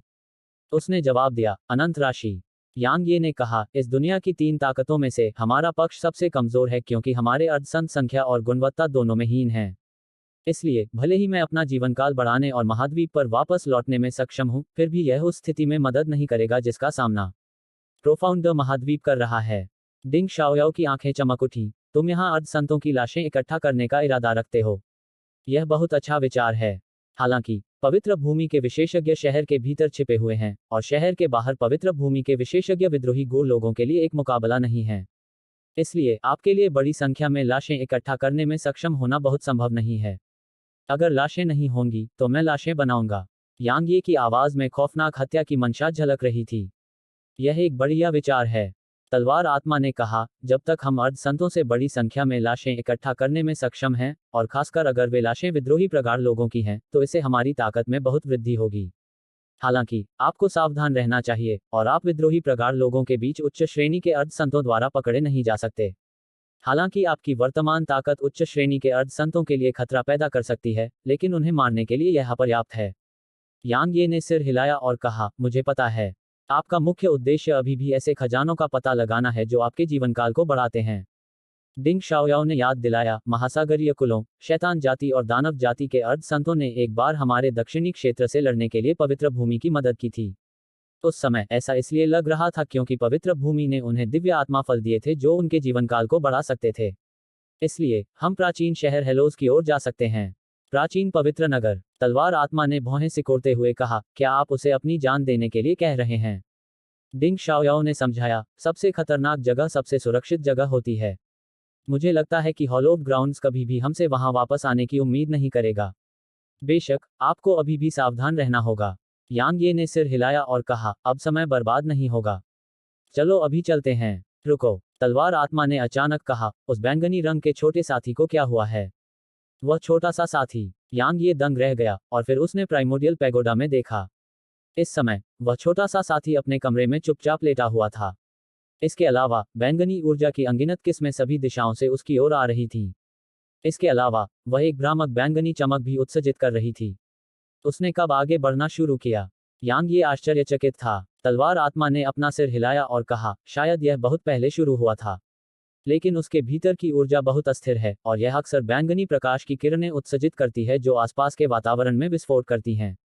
इसके अलावा बैंगनी प्रकाश की ये किरणें बहुत विनाशकारी होती हैं। यांग यी की इंद्रियां अपने अंदर गहराई तक डूब गईं। निश्चित रूप से यह बिल्कुल वैसा ही था जैसा तलवार आत्मा ने कहा था। छोटे से साथी के शरीर से बैंगनी प्रकाश की किरणें बार बार चमकती थीं और वे लगातार इधर उधर टिमटिमाती रहती थीं और पीछे काले छेद छोड़ती थीं। वह क्या कर रही है? यांग ये ने पूछा। तलवार आत्मा ने कहा, वह टूटने की कगार पर है। हालांकि वह इसे समझने में असमर्थ लगती है। यांग ये ने पूछा, क्या वह खतरे में है? तलवार आत्मा ने अपना सिर हिलाया, शायद नहीं। यांग ये कुछ कहने ही वाला था कि अचानक क्षितिज से एक आवाज गूंजी, एह, हम कुछ चूक गए। एक अर्ध संत और दो चींटियां। हाहा। जैसे ही उसने बोलना समाप्त किया, एक विशाल हथेली जिसने आकाश को ढक लिया था, अस्तित्व में आई और यांग यी के समूह की ओर बढ़ी। अपनी क्षय तलवार मंशा को आजमाओ और हमें देखने दो कि यह कितनी मजबूत है। तलवार आत्मा ने कहा। यांग ये ने सिर हिलाया और फिर उसने अपनी उंगली हिलाई। उसकी उंगली की नोक से शुद्ध तलवार की एक किरण फूट पड़ी। तलवार की नीयत की डोरी निश्चित रूप से हाथी के सामने चींटी की तरह थी जब वह विशाल हथेली का सामना कर रही थी। हालांकि जब वे दोनों आपस में टकराए, आह, यह कैसी तलवार की मंशा है! क्षितिज से एक भयावह और उग्र चीख गूंजी। यांग यी के समूह के सामने एक लबादा पहने हुए आदमी को आने में ज्यादा समय नहीं लगा। इस समय उसकी हथेली धीरे धीरे सूख रही थी, मानो उसने सैकड़ों साल का अनुभव किया हो। इसके अलावा उसके भीतर की जीवन शक्ति एक धार की तरह बह रही थी। शुरुआत में वह आदमी बहुत जवान दिखता था, लेकिन अब वह उनके सामने ही तेजी से बूढ़ा होता जा रहा था। यह कैसे संभव हो सकता है? आदमी ने अपने हाथ को डर से देखा। उसका हाथ पूरी तरह से पीला पड़ गया था और एक छड़ी की तरह मुरझा गया था। उसने अपना सिर उठाकर यांग ये को देखा और कहा, मुझे बताओ कि यह तलवार की मंशा क्या है? क्षय, यांग ये ने उत्तर दिया। क्षय। उसकी आंखों में घबराहट की एक झलक उभरी और वह धीरे से बुदबुदाया और फिर उसका शरीर वहीं अकड़ गया। हवा का एक झोंका आया और उस आदमी का शरीर धूल में बदल गया जिसे हवा उड़ा ले गई। कितना शक्तिशाली! डिंग शाओयाओ ने गंभीरता से कहा। तलवार आत्मा ने कहा, क्षय मृत्यु के समान है। यहाँ तक असीम ब्रह्मांड में अंतरिक्ष के क्षेत्र भी मृत्यु के क्षण का अनुभव करते हैं, लोगों की तो बात ही छोड़िए। तो क्या यांग ये के क्षय नियम अजेय नहीं है? डिंग शाओयाओ ने कहा। तलवार आत्मा ने अपना सिर हिलाया और कहा, दुनिया में असंख्य कानून हैं और उनमें से हर एक का अपना लाभ और कारण है कि वे मजबूत हैं। किसी अन्य कानून का उल्लेख नहीं करना, बस नेदरमैडन के कानून यांग यी के कानूनों से कमतर नहीं हैं। इसके अलावा यह और भी मजबूत हो सकता है। उसने कौन सा कानून समझ लिया है? यांग ये ने पूछा। यिन और यांग के नियम। तलवार आत्मा की आवाज थोड़ी गंभीर थी, यिन और यांग का उल्टा होना। हालांकि यह कोई बड़ी बात नहीं है, लेकिन अगर वह नियमों को उलट सकती है और इसे पलट सकती है, तो आपको तो छोड़िए, यहां तक कि आपके गुरु एल्डम्यू और सीनियर लू को भी उसके सामने भागना पड़ेगा। यांग ये ने एक गहरी सांस ली, आकाश की ओर देखा और कहा, तलवार आत्मा, क्या बाहरी स्वर्ग में लोग वास्तव में बेहद शक्तिशाली हैं? उसने सिर हिलाया और जवाब दिया, मैं यह नहीं कह रही हूं कि उनकी प्राकृतिक प्रतिभा इस दुनिया के निवासियों की प्राकृतिक प्रतिभा से बढ़कर है, और मैं यह भी नहीं कह रही हूं कि तुम सब वहां पहुंचने पर चींटियों की तरह हो जाओगे। किसी और का जिक्र न करें, सिर्फ तलवार संप्रदाय के संस्थापक पूर्वज अनफेटेड वन की ताकत और प्राकृतिक प्रतिभा को ही बाहरी स्वर्ग में सर्वोच्च माना जा सकता है। जहां तक इस पीढ़ी के प्रतिभाशाली लोगों की बात है, तो नेदरमैडन, एन नानजिंग और तुम में जो प्राकृतिक प्रतिभा है, वह बाहरी स्वर्ग में भी चौंकाने वाली होगी। तो फिर यह दुनिया इतनी कमजोर क्यों है? डिंग शाओयाओ ने पूछा। तलवार आत्मा बहुत देर तक चुप रही, फिर उसने कहा, इसके कई कारण हैं। अनगिनत दुनियाओं से एक तारकीय क्षेत्र बनता है, और स्वाभाविक रूप से इन दुनियाओं के बीच ताकत में अंतर होता है। कुछ जुड़वां बच्चों की तरह। उन जुड़वां बच्चों की उपलब्धियां निश्चित रूप से भिन्न होंगी। सबसे महत्वपूर्ण बात यह है कि ऐसा इसलिए था क्योंकि उन सभी वर्षों पहले इस दुनिया के विशेषज्ञ बहुत कमजोर और मूर्ख थे।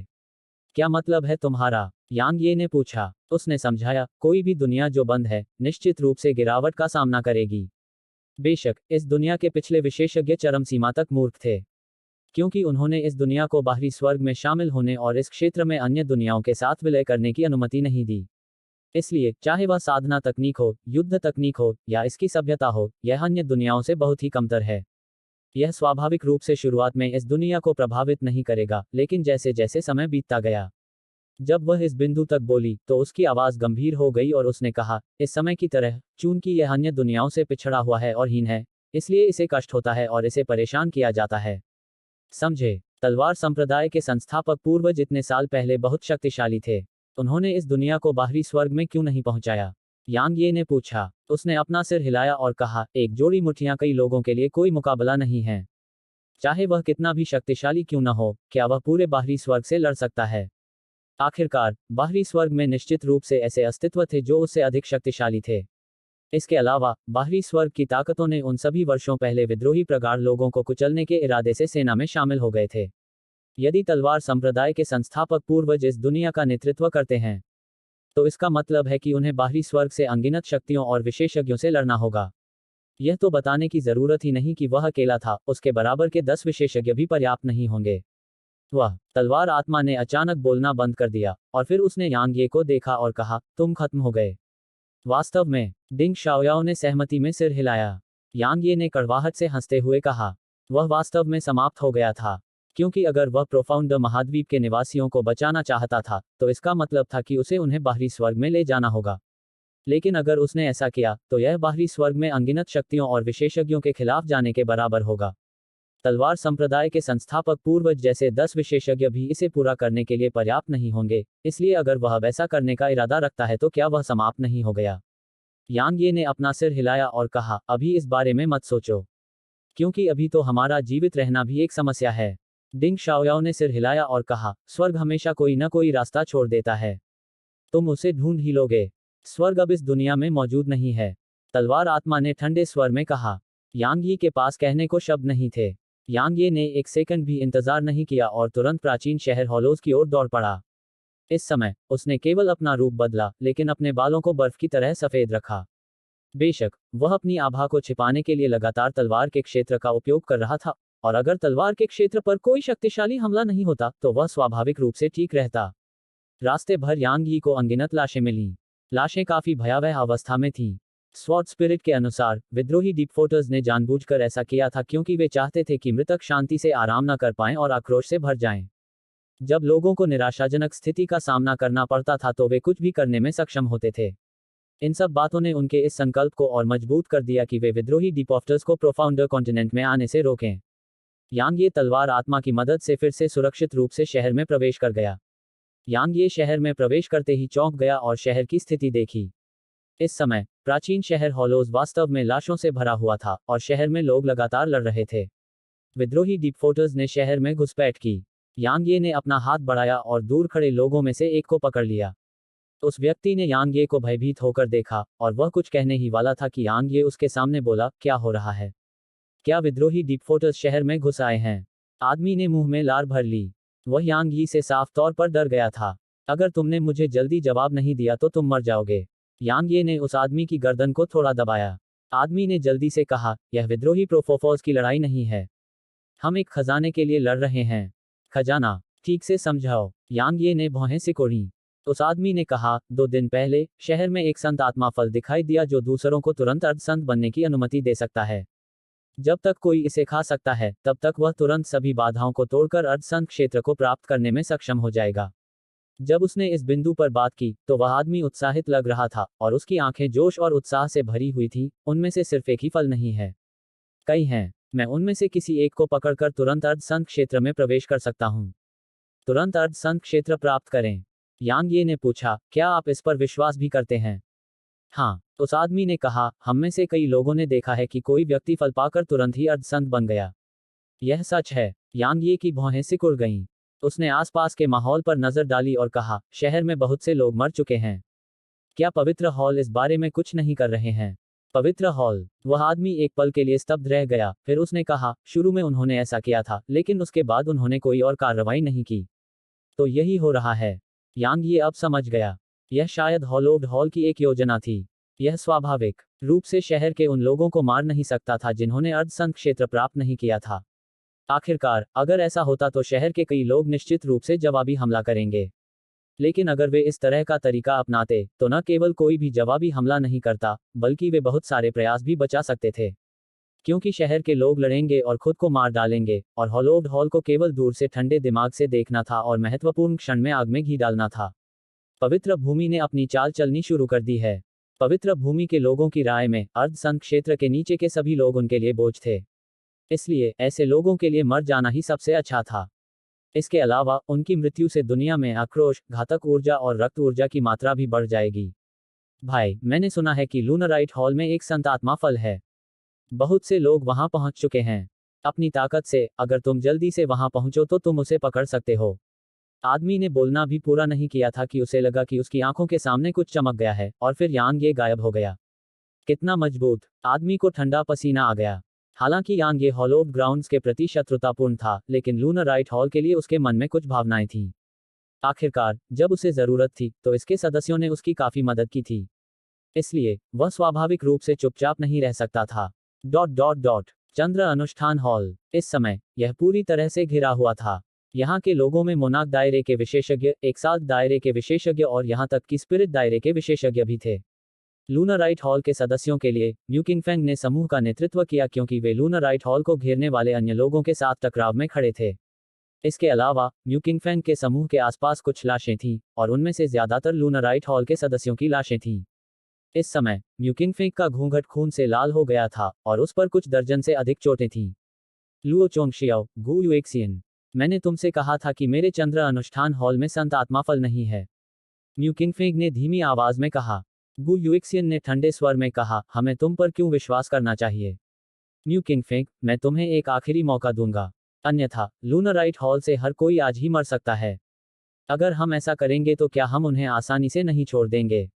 गु युएक्सियन के बगल में खड़ा आदमी उग्रता से बोला, सब लोग, चलो लूनराइट हॉल के पुरुषों को मार दें लेकिन महिलाओं को जीवित रखें।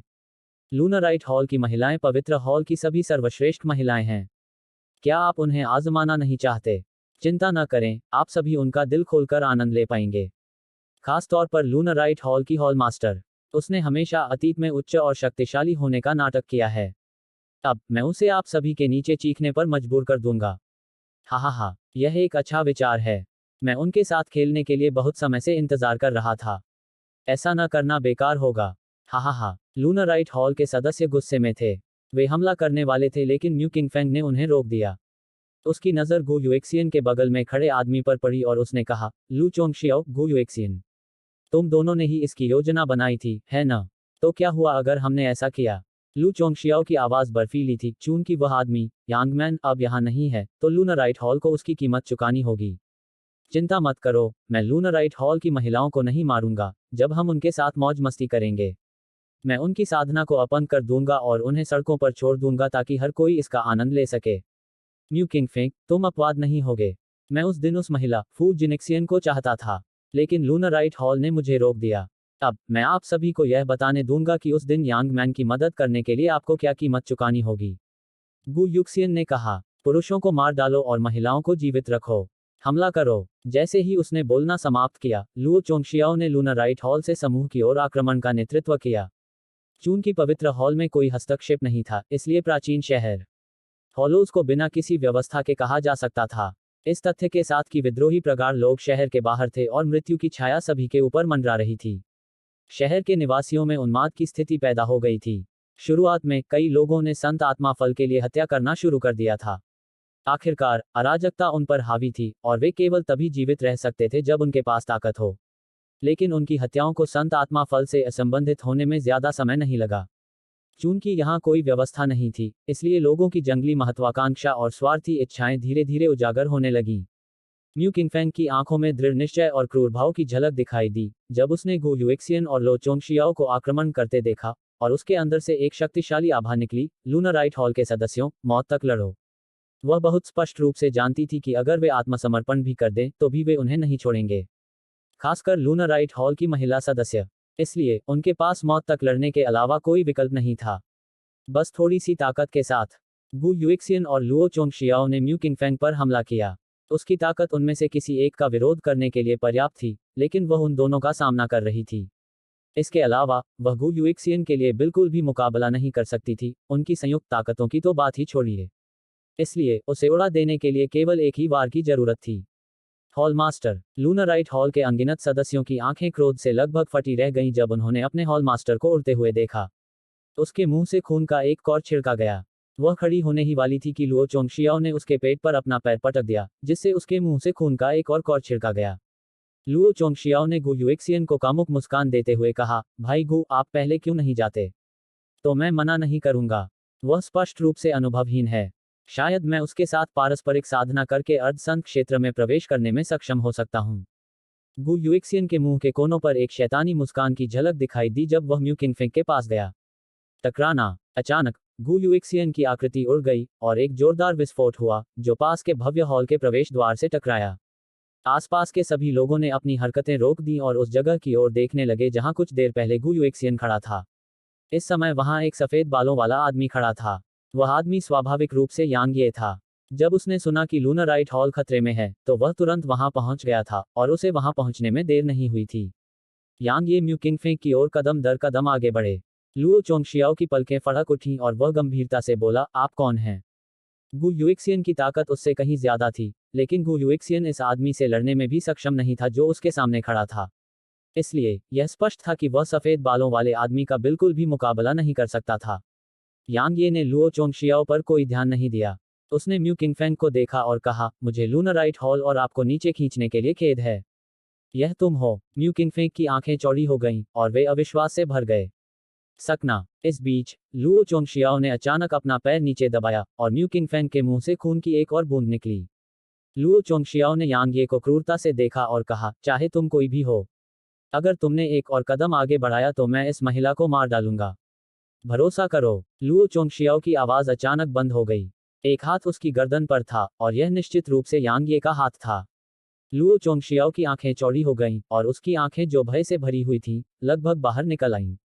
मुझे नहीं लगता। जैसे ही उसने बोलना समाप्त किया, यांग ये का हाथ नीचे दबा और एक दरार की आवाज गूंजी जिससे लुओ चोंगशियाओ की आंखों का रंग गायब हो गया। यांग ये ने आसपास के माहौल पर नजर डाली और कहा, क्या आप सभी हमारे साथ रहने और खाने का इरादा रखते हैं? उन्हें जाने मत दो, म्यू किंगफेंग ने अचानक कहा और उसकी आवाज बर्फ की तरह ठंडी थी और भयानक हत्या के इरादे से भरी हुई थी। भविष्य में, ठीक है, यांग ये ने उत्तर दिया। यांग ये उन सभी को भी मारना चाहता था। हालांकि वह जानता था कि ऐसा करने से निश्चित रूप से पवित्र भूमि पर खतरा मंडराएगा। उस समय यह उसके लिए परेशानी का सबब बन जाएगा। म्यू किंगफेंग ने अभी बोलना भी पूरा नहीं किया था कि आसपास के लोग घटती हुई लहर की तरह पीछे हट गए और उन्हें गायब होने में केवल 2 सांसों से भी कम समय लगा। केवल यांग ये और म्यू किंगफेंग ही चंद्र संस्कार हॉल के भव्य हॉल में रह गए। मुझे कभी उम्मीद नहीं थी कि तुम फिर से यहाँ आने की हिम्मत करोगे, म्यू किंगफेंग ने कहा। यांग ये ने 1000 साल पुराना फायर क्रिस्टल निकाला और उसे दे दिया। उसने उसकी तरफ देखा और उसे ले लिया, फिर बोली, तुम्हें जल्द से जल्द यहाँ से चले जाना चाहिए। यहाँ रहना खतरनाक है। यांग ये ने पूछा, तुम्हारे दादा दादी कहाँ हैं? उसे अभी भी याद था कि म्यू किंगफेंग के दादा दादी हाफ सेंट दायरे में रहते थे। वे मर चुके हैं। उसकी आंखों में हत्या के इरादे की एक झलक दिखाई दी। जब शहर में अव्यवस्था फैलनी शुरू हुई तब भी वे शांत थे। मुझे पता है कि यह निश्चित रूप से गु कबीले और लुओ कबीले का ही हाथ था। मैं हॉलो ग्राउंड से मदद मांगने गई थी, लेकिन उन्होंने कुछ भी करने से इनकार कर दिया। यांग ये, मुझे बताओ कि आखिर क्या हो रहा है? शहर की हालत ऐसी क्यों हो गई है? यांग ये ने पूछा, क्या तुम्हें मुझ पर भरोसा है? उसने जवाब दिया, मैं और किस पर भरोसा कर सकती हूँ? यांग ये ने कहा, शहर में अर्धसंत क्षेत्र के नीचे रहने वाले सभी लोगों को मरना पड़ सकता है। क्या इसके पीछे पवित्र हॉल है? म्यू किंगफेंग ने पूछा। यांग ये ने सिर हिलाया। उसने पूछा, क्यों? यांग ये ने उसे पवित्र भूमि की योजना के बारे में बताया। काफी समय बीतने के बाद वह फिर से बोली, तो यही कारण है। कोई आश्चर्य नहीं कि संत आत्मा फल शहर में दिखाई दिए और कोई आश्चर्य नहीं कि पवित्र हॉल चुप रहे। कोई आश्चर्य नहीं, तो सब कुछ उनकी योजना का हिस्सा था। म्यू किंगफेंग ने जब यह बात कही तो वह वहां से जाने का इरादा कर रही थी, लेकिन यांग ये ने उसे रोक दिया और कहा, क्या आप बाहर जाकर उनकी साजिश का पर्दाफाश करना चाहती हैं? बिल्कुल, यांग ये ने अपना सिर हिलाया और कहा, यह तो छोड़िए कि वे आप पर विश्वास करेंगे या नहीं, भले ही उन्होंने ऐसा किया हो और इस तरह के भाग्य का विरोध करने के लिए सेना में शामिल हो गए हों, क्या आपको लगता है कि वे पवित्र भूमि के अर्ध संतों का विरोध करने में सक्षम होंगे? इसका एकमात्र परिणाम यह होगा कि शहर के लोग और भी तेजी से मरेंगे। इसके अलावा, यदि आप अभी इसका खुलासा करते हैं, तो संभवतः आपको तुरंत मार दिया जाएगा। म्यू किंगफेंग बहुत देर तक चुप रही, और फिर उसने पूछा, तो फिर हमें क्या करना चाहिए? क्या हमें उन्हें बस सफल होने देना चाहिए? यांग ये ने कहा, क्या आप प्रोफाउंडर कॉन्टिनेंट जाने को तैयार हैं?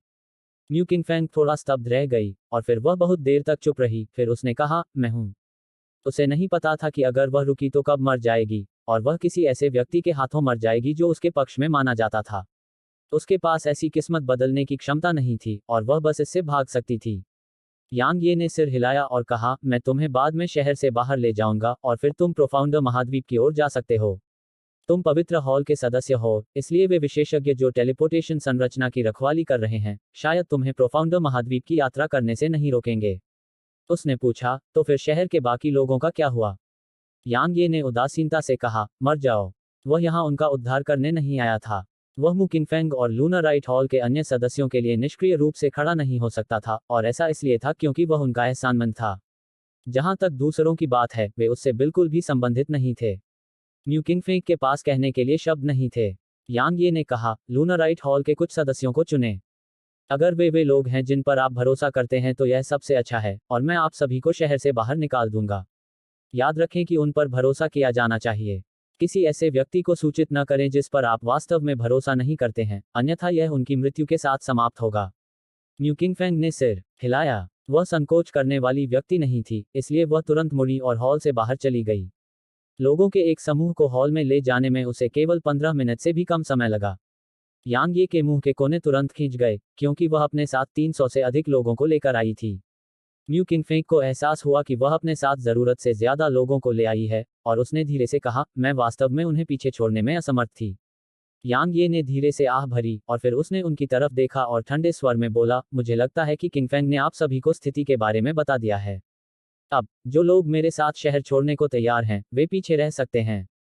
बाकी लोगों के लिए आप जा सकते हैं। क्या तुम यांग ये हो? अचानक एक आवाज सुनाई दी। यांग ये ने आवाज की ओर देखा और मू लिंग को वहां खड़ा पाया। यांग ये की बात सुनते ही बाकी लोगों की निगाहें उस पर टिक गईं। आखिरकार उन्होंने यांग ये के बारे में बहुत कुछ सुना था।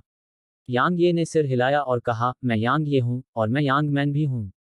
शोरगुल गूंज उठा और सभी लोग अविश्वास से यांग ये को देखने लगे, और ऐसा लग रहा था जैसे वे पूछ रहे हों कि उसने पवित्र भूमि पर आने की हिम्मत कैसे की। तुमने वास्तव में फिर से पवित्र भूमि पर आने की हिम्मत की? म्यू लिंग ने धीमी आवाज में कहा। यांग ये ने अपना हाथ हिलाया और कहा, यह उन सभी के बारे में बात करने का समय नहीं है। मेरा एकमात्र सवाल यह है कि क्या आप सभी प्रोफाउंडर कॉन्टिनेंट जाने के लिए तैयार हैं? मैं यह गारंटी नहीं दे सकता कि आप सभी वहां जाकर निश्चित रूप से जीवित रह पाएंगे, लेकिन मैं यह गारंटी देता हूं कि यदि आप प्रोफाउंडर कॉन्टिनेंट को धोखा नहीं देते हैं, तो प्रोफाउंडर कॉन्टिनेंट आप सभी को धोखा नहीं देगा। मैं तैयार हूं। म्यू लिंग सबसे पहले बोला, प्राचीन शहर हॉलोज अब वैसा शहर नहीं रहा जैसा हम पहले जानते थे। जो लोग मजबूत हैं वे अपनी मर्जी से काम कर सकते हैं, और जो लोग कमजोर हैं वे सिर्फ अपमान और मौत झेल सकते हैं। इसके अलावा गु युइक्सियन और लुओ चोंगशियाओ की अभी अभी यहां मृत्यु हुई है। मुझे विश्वास है कि लुओ कबीले और गु कबीले निश्चित रूप से उनका बदला लेने के लिए विशेषज्ञों को भेजेंगे। जब ऐसा होगा तो हम निश्चित रूप से मर जाएंगे। मू लिंग सही कह रहा है। मैं भी प्रोफाउंडर कॉन्टिनेंट जाने को तैयार हूं। मैं भी। उनमें से किसी ने भी शहर में रहने का विकल्प नहीं चुना, क्योंकि वर्तमान प्राचीन शहर हॉलोज एक ऐसा शहर था जहां अर्धसंत दायरे के नीचे रहने वाले लोग किसी भी समय मर सकते थे। अचानक तलवार आत्मा यांग ये के पास प्रकट हुई। यह नहीं चलेगा, तलवार आत्मा ने कहा। यांग ये, तुम इतने सारे लोगों को अपने साथ नहीं ले जा सकते। इतने सारे लोगों के गायब होने पर शहर के विशेषज्ञों की नजर जरूर पड़ेगी। उस समय तुम सब मर जाओगे। यांग ये ने भौहें सिकुड़ी क्योंकि उसने इस बारे में नहीं सोचा था। वास्तव में उसके लिए एक बार में इतने सारे लोगों को शहर से बाहर ले जाना बिल्कुल असंभव था। उन सभी को आदिम शिवालय के भीतर रखना, यह एक अच्छी योजना थी, लेकिन क्या वह ऐसा कोई तरीका अपना सकता था? अपने सबसे करीबी लोगों के अलावा वह किसी और आत्मा को आदिम शिवालय के बारे में जानने की अनुमति नहीं दे सकता था। यांग ये बहुत देर तक चुप रहा, फिर उसने कहा, मेरे पास आप सभी को शहर से बाहर ले जाने का एक तरीका है। हालांकि आप सभी को बेहोश रहना होगा। ईमानदारी से कहूं तो मैं दूसरों को अपने इस तरीके के बारे में पता नहीं चलने दे सकता। अगर वे प्राइमोर्डियल पैगोडा में रखे जाने से पहले बेहोश हो जाते तो कोई समस्या नहीं होती। उनमें से कई लोग थोड़ा हिचकिचा रहे थे क्योंकि यह अपनी जान किसी दूसरे के हाथों में सौंपने के बराबर था। मैं ऐसा करने को तैयार हूं। म्यू किंगफेंग सबसे पहले बोलने वाला था। निश्चित रूप से, जैसे ही उन्होंने अपना रुख स्पष्ट किया, कई अन्य लोगों ने भी अपनी सहमति व्यक्त करनी शुरू कर दी। यांग ये ने तलवार आत्मा को देखा और तलवार आत्मा ने सिर हिलाया। वह अभी कुछ करने ही वाली थी कि अचानक लूना राइट हॉल के बाहर से एक आवाज गूंजी, तुम्हारी हिम्मत कैसे हुई मेरे गु कबीले के सदस्य को मारने की? मर जाओ। टकराना। जैसे ही वह आवाज गूंजना बंद हुई, पूरा चंद्र अनुष्ठान हॉल ढह गया और धूल और गंदगी हवा में उड़ने लगी।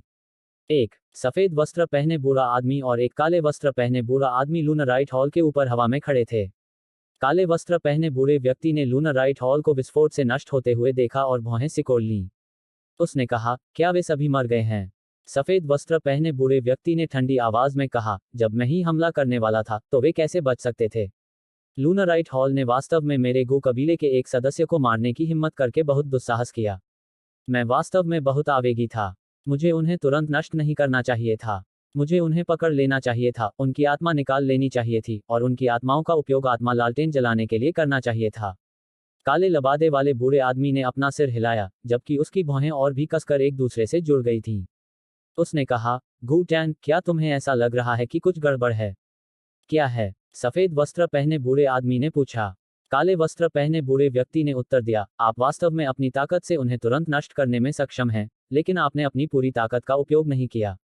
ऐसी परिस्थितियों में उनमें से कई निश्चित रूप से जीवित रहने में सक्षम होने चाहिए थे। मैं आपकी ताकत पर संदेह नहीं कर रहा हूं, लेकिन आपको स्पष्ट रूप से पता होना चाहिए कि लूनराइट हॉल के कई सदस्य काफी मजबूत हैं। गू टैन ने एक पल के लिए गहराई से सोचा और फिर उसकी दिव्य भावना चंद्र संस्कार हॉल के खंडहरों में बह गई। बहुत समय बीतने के बाद उसने अपनी दिव्य भावना वापस ले ली और उसकी आंखों में एक क्रूर भाव प्रकट हुआ। वहां कोई लाश या खून के निशान नहीं हैं। किसी ने उन्हें बचाया है। तुम्हें क्या लगता है वह कौन है? काले वस्त्र पहने बूढ़े आदमी का चेहरा गंभीर हो गया था। हालांकि गुतान की आंखों में एक क्रूर भाव था, लेकिन उसमें गंभीरता का भाव भी था। आखिरकार वह व्यक्ति बिना एक भी आवाज किए उनसे पहले कुछ 100 लोगों को बचाने में सक्षम था। इससे पता चलता है कि उस व्यक्ति की ताकत उनसे कहीं ज्यादा हो सकती है। काले वस्त्र पहने व्यक्ति ने पूछा, क्या यह सुप्रीम एक साल्ट है या अन्य कोई हो सकता है? गुतान ने अपना सिर हिलाया और कहा, नहीं। अगर वह होता तो उसे सिर्फ एक शब्द बोलना पड़ता। आखिरकार हम उसे कैसे नजरअंदाज कर सकते थे? काले वस्त्र पहने बूढ़े व्यक्ति ने धीरे से आह भरी, इसे भूल जाओ। चलो इस मामले को आगे नहीं बढ़ाते। अब इस दुनिया में अर्धसंत भी सुरक्षित नहीं हैं। हमें जल्दी से वापस लौटना चाहिए और साधना करनी चाहिए ताकि हम जल्द से जल्द उच्च श्रेणी के अर्धसंतों के दायरे में कदम रख सकें। इस तरह हमारे पास बचने का मौका हो सकता है। स्वूश! अचानक खंडहर से एक बहुत ही महीन और धीमी आवाज उठी। यह बहुत ही धीमी थी, लेकिन गुतान और दूसरे काले वस्त्र वाले आदमी ने इसे सुन लिया था। यहां से चले जाओ। गुतान ने गुस्से से दहाड़ते हुए अपनी हथेली नीचे पटकी और नीचे के खंडहर तुरंत फट गए। स्वूश! वह मधुर ध्वनि दूर से आती हुई दिखाई दी। गुतान और काले वस्त्र पहने बूढ़े व्यक्ति ने एक दूसरे को देखा और फिर उन्होंने उसका पीछा करने में कोई संकोच नहीं किया। उन्हें शहर के द्वार तक पहुंचने में ज्यादा समय नहीं लगा। वह शहर छोड़कर चला गया। काले लबादे वाले बूढ़े आदमी ने धीमी आवाज में कहा, क्या हमें उसका पीछा करना चाहिए? कोई भी व्यक्ति केवल बाहर जा सकता था, लेकिन शहर के चारों ओर बनी भव्य संरचना से होकर ही प्रवेश कर सकता था। हाँ। गुतान की आंखों में एक क्रूर भाव उभर आया। ऐसा लगता है कि उसके पास केवल एक दुर्जय छिपने की तकनीक है, लेकिन उसकी ताकत केवल साधारण होनी चाहिए। अन्यथा वह बिल्कुल भी भाग नहीं सकता था। काले वस्त्र पहने बूढ़े व्यक्ति ने कहा, गुटैन, भूल जाओ। वह थोड़ा रहस्यमय लगता है। हमने लूनराइट हॉल को नष्ट कर दिया है और इसे हमारे जूनियर्स का बदला माना जा सकता है। चूंकि वह लूनराइट हॉल के उन सदस्यों को बचाना चाहता है, तो उसे जाने दो। किसी भी मामले में लूनराइट हॉल के सदस्य अब शहर में खुद को दिखाने की हिम्मत नहीं करेंगे और शहर और उसके भव्य निर्माण के बाहर केवल मौत ही उनका इंतजार करेगी। उन्हें हमारी नाक के नीचे ही बचाया गया। यह हमारे चेहरे पर तमाचा मारने जैसा है। एक बार जब यह खबर फैल जाएगी, तो हम निश्चित रूप से इस शहर में हंसी का पात्र बन जाएंगे। अगर आपको डर लगता है, तो बस वापस चले जाए। मैं खुद ही उसका पीछा करूंगा। गुटैन की बात खत्म होते ही उसकी छवि शहर से बाहर निकल गई। काले वस्त्र पहने बूढ़े आदमी ने गुतान का पीछा करने से पहले एक पल के लिए हिचकिचाहट की। गु कबीला पवित्र भूमि में नंबर 1 कबीला था और वह वास्तव में इसे अपमानित नहीं करना चाहता था। इसी तरह दोनों ने यांगे का पीछा किया जब तक कि वे 1000 किलोमीटर दूर पहाड़ों में नहीं पहुंच गए। गुतान, ऐसा लगता है कि वह हमें जानबूझकर यहां खींच रहा है। काले लबादे वाले बूढ़े आदमी ने आसपास के माहौल पर नजर डाली और उसकी आंखें सतर्कता से भरी हुई थीं। इस समय गुतान ने देखा कि स्थिति भी खराब थी, क्योंकि हर बार जब वे यांगे का पता लगाने वाले होते थे, तो एक आवाज गूंजती थी और इससे उन्हें एक बार फिर अपने लक्ष्य का पता लगाने में मदद मिलती थी। जैसा कि काले लबादे वाले आदमी ने कहा, उसे भी लगा कि कुछ गड़बड़ है। इसलिए जब गुतान ने इस बारे में सोचा तो उसने पीछे हटने का इरादा जगाया। अचानक एक रहस्यमय शक्ति उन पर प्रकट हुई और वे तुरंत सम्राट क्षेत्र में जा गिरे। दमन का पत्थर, तुम यांगे हो। काले वस्त्र पहने बूढ़ा आदमी भयभीत था और उसकी आवाज भी कांप रही थी। भागने के इरादे से उसने पीछे मुड़ने में भी संकोच नहीं किया। इस बीच उनके चारों ओर 50 अर्धसंत दिखाई दिए और इनमें से अधिकांश अर्धसंत मध्यम श्रेणी के अर्धसंत थे। हमारा काम खत्म। गूतान और काले लबादे वाले बूढ़े आदमी दोनों के चेहरों पर निराशा थी। 5 सांसों के बाद यांग यी और तलवार आत्मा वहां प्रकट हुए जहां गूतान और काले वस्त्र पहने बूढ़ा आदमी कुछ क्षण पहले खड़ा था। जहां तक उन दो बूढ़ों की बात है, वे दोनों मर चुके थे। तुमने अभी बहुत जोखिम उठाया है, तलवार आत्मा ने धीमी आवाज में कहा। भले ही तुमने उनकी साधना को दबाने के लिए दमन के पत्थर का इस्तेमाल किया और तलवार के क्षेत्र का इस्तेमाल उन्हें बाहरी दुनिया से अलग करने के लिए किया, लेकिन क्या तुम्हें एहसास है कि इस छोटी सी दुर्घटना के कारण पवित्र हॉल के वे दो सर्वोच्च महापुरुष एक पल में यहां आ सकते थे। भले ही तुम्हारे पास लगभग 50 अर्धसंत तलवार सेवक और दमन का पत्थर हो, उन दो सर्वोच्च महापुरुषों का तो कहना ही क्या, उनमें से एक भी तुम्हें बुरी तरह पराजित करने के लिए पर्याप्त होगा।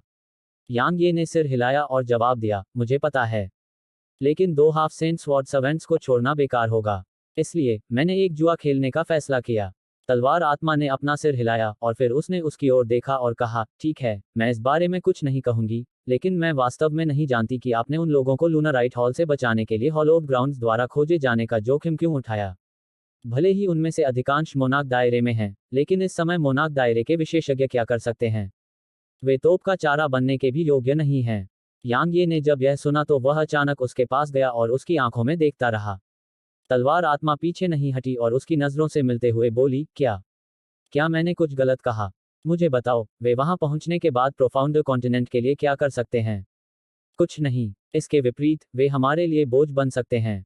यांग ये ने उसे काफी देर तक देखा और फिर कहा, तलवार आत्मा, तुम इंसान नहीं हो, इसलिए मैं समझता हूं कि तुम ऐसा क्यों सोचती हो और ऐसा क्यों कहती हो।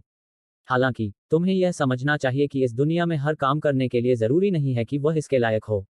तलवार आत्मा ने ठंडे स्वर में कहा, बेकार की दयालुता, जबकि वास्तव में यही मायने रखता है। यांग ये ने अपना सिर हिलाया और उसने उससे बहस नहीं की।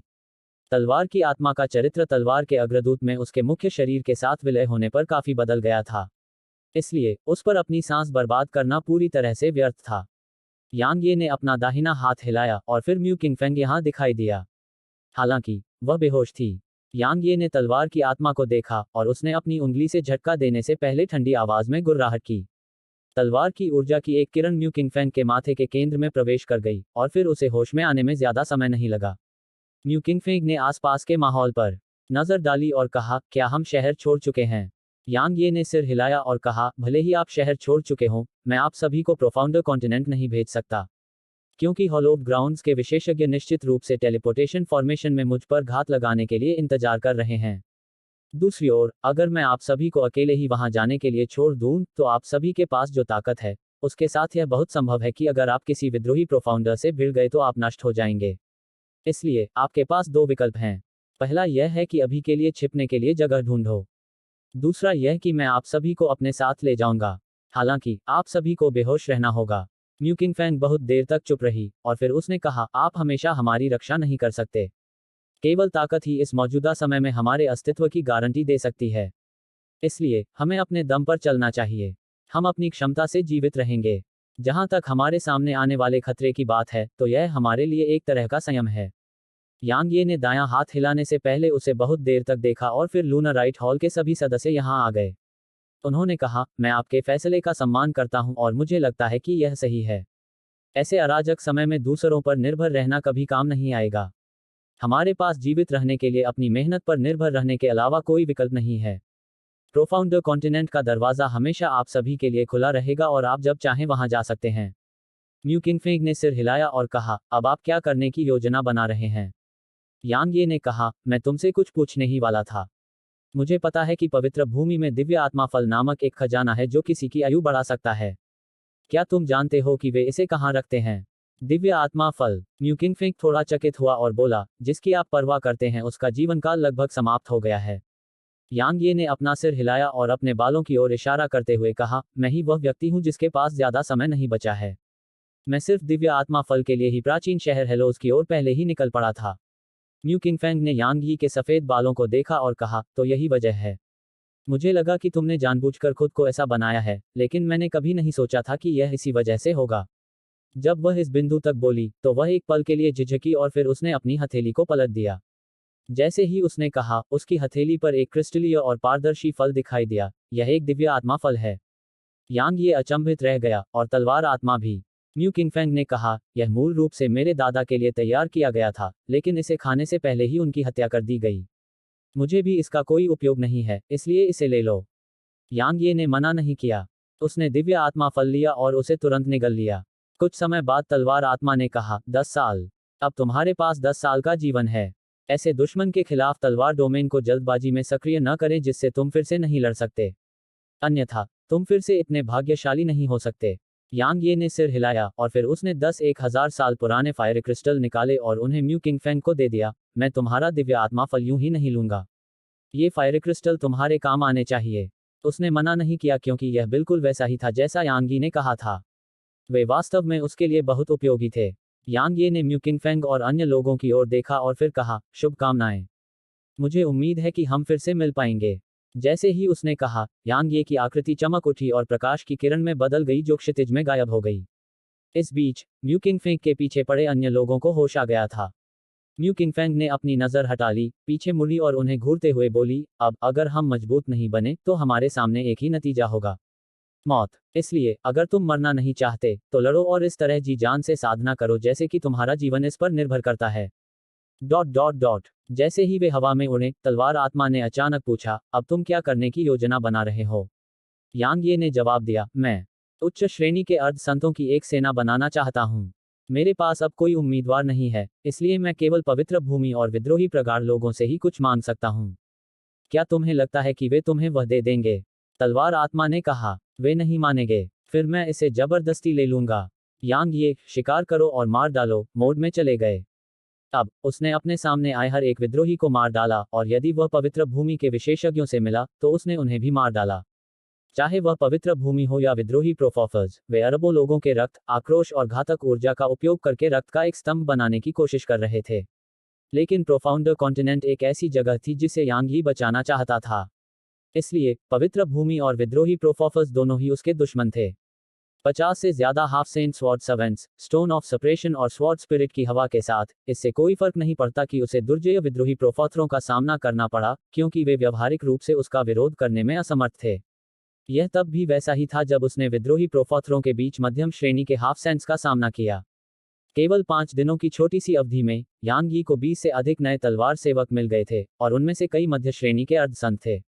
यांग ये एक पर्वत शिखर पर पैर मोड़कर बैठा था, जबकि उसके चारों ओर आकाश और पृथ्वी की ऊर्जा लगातार उसकी ओर आ रही थी।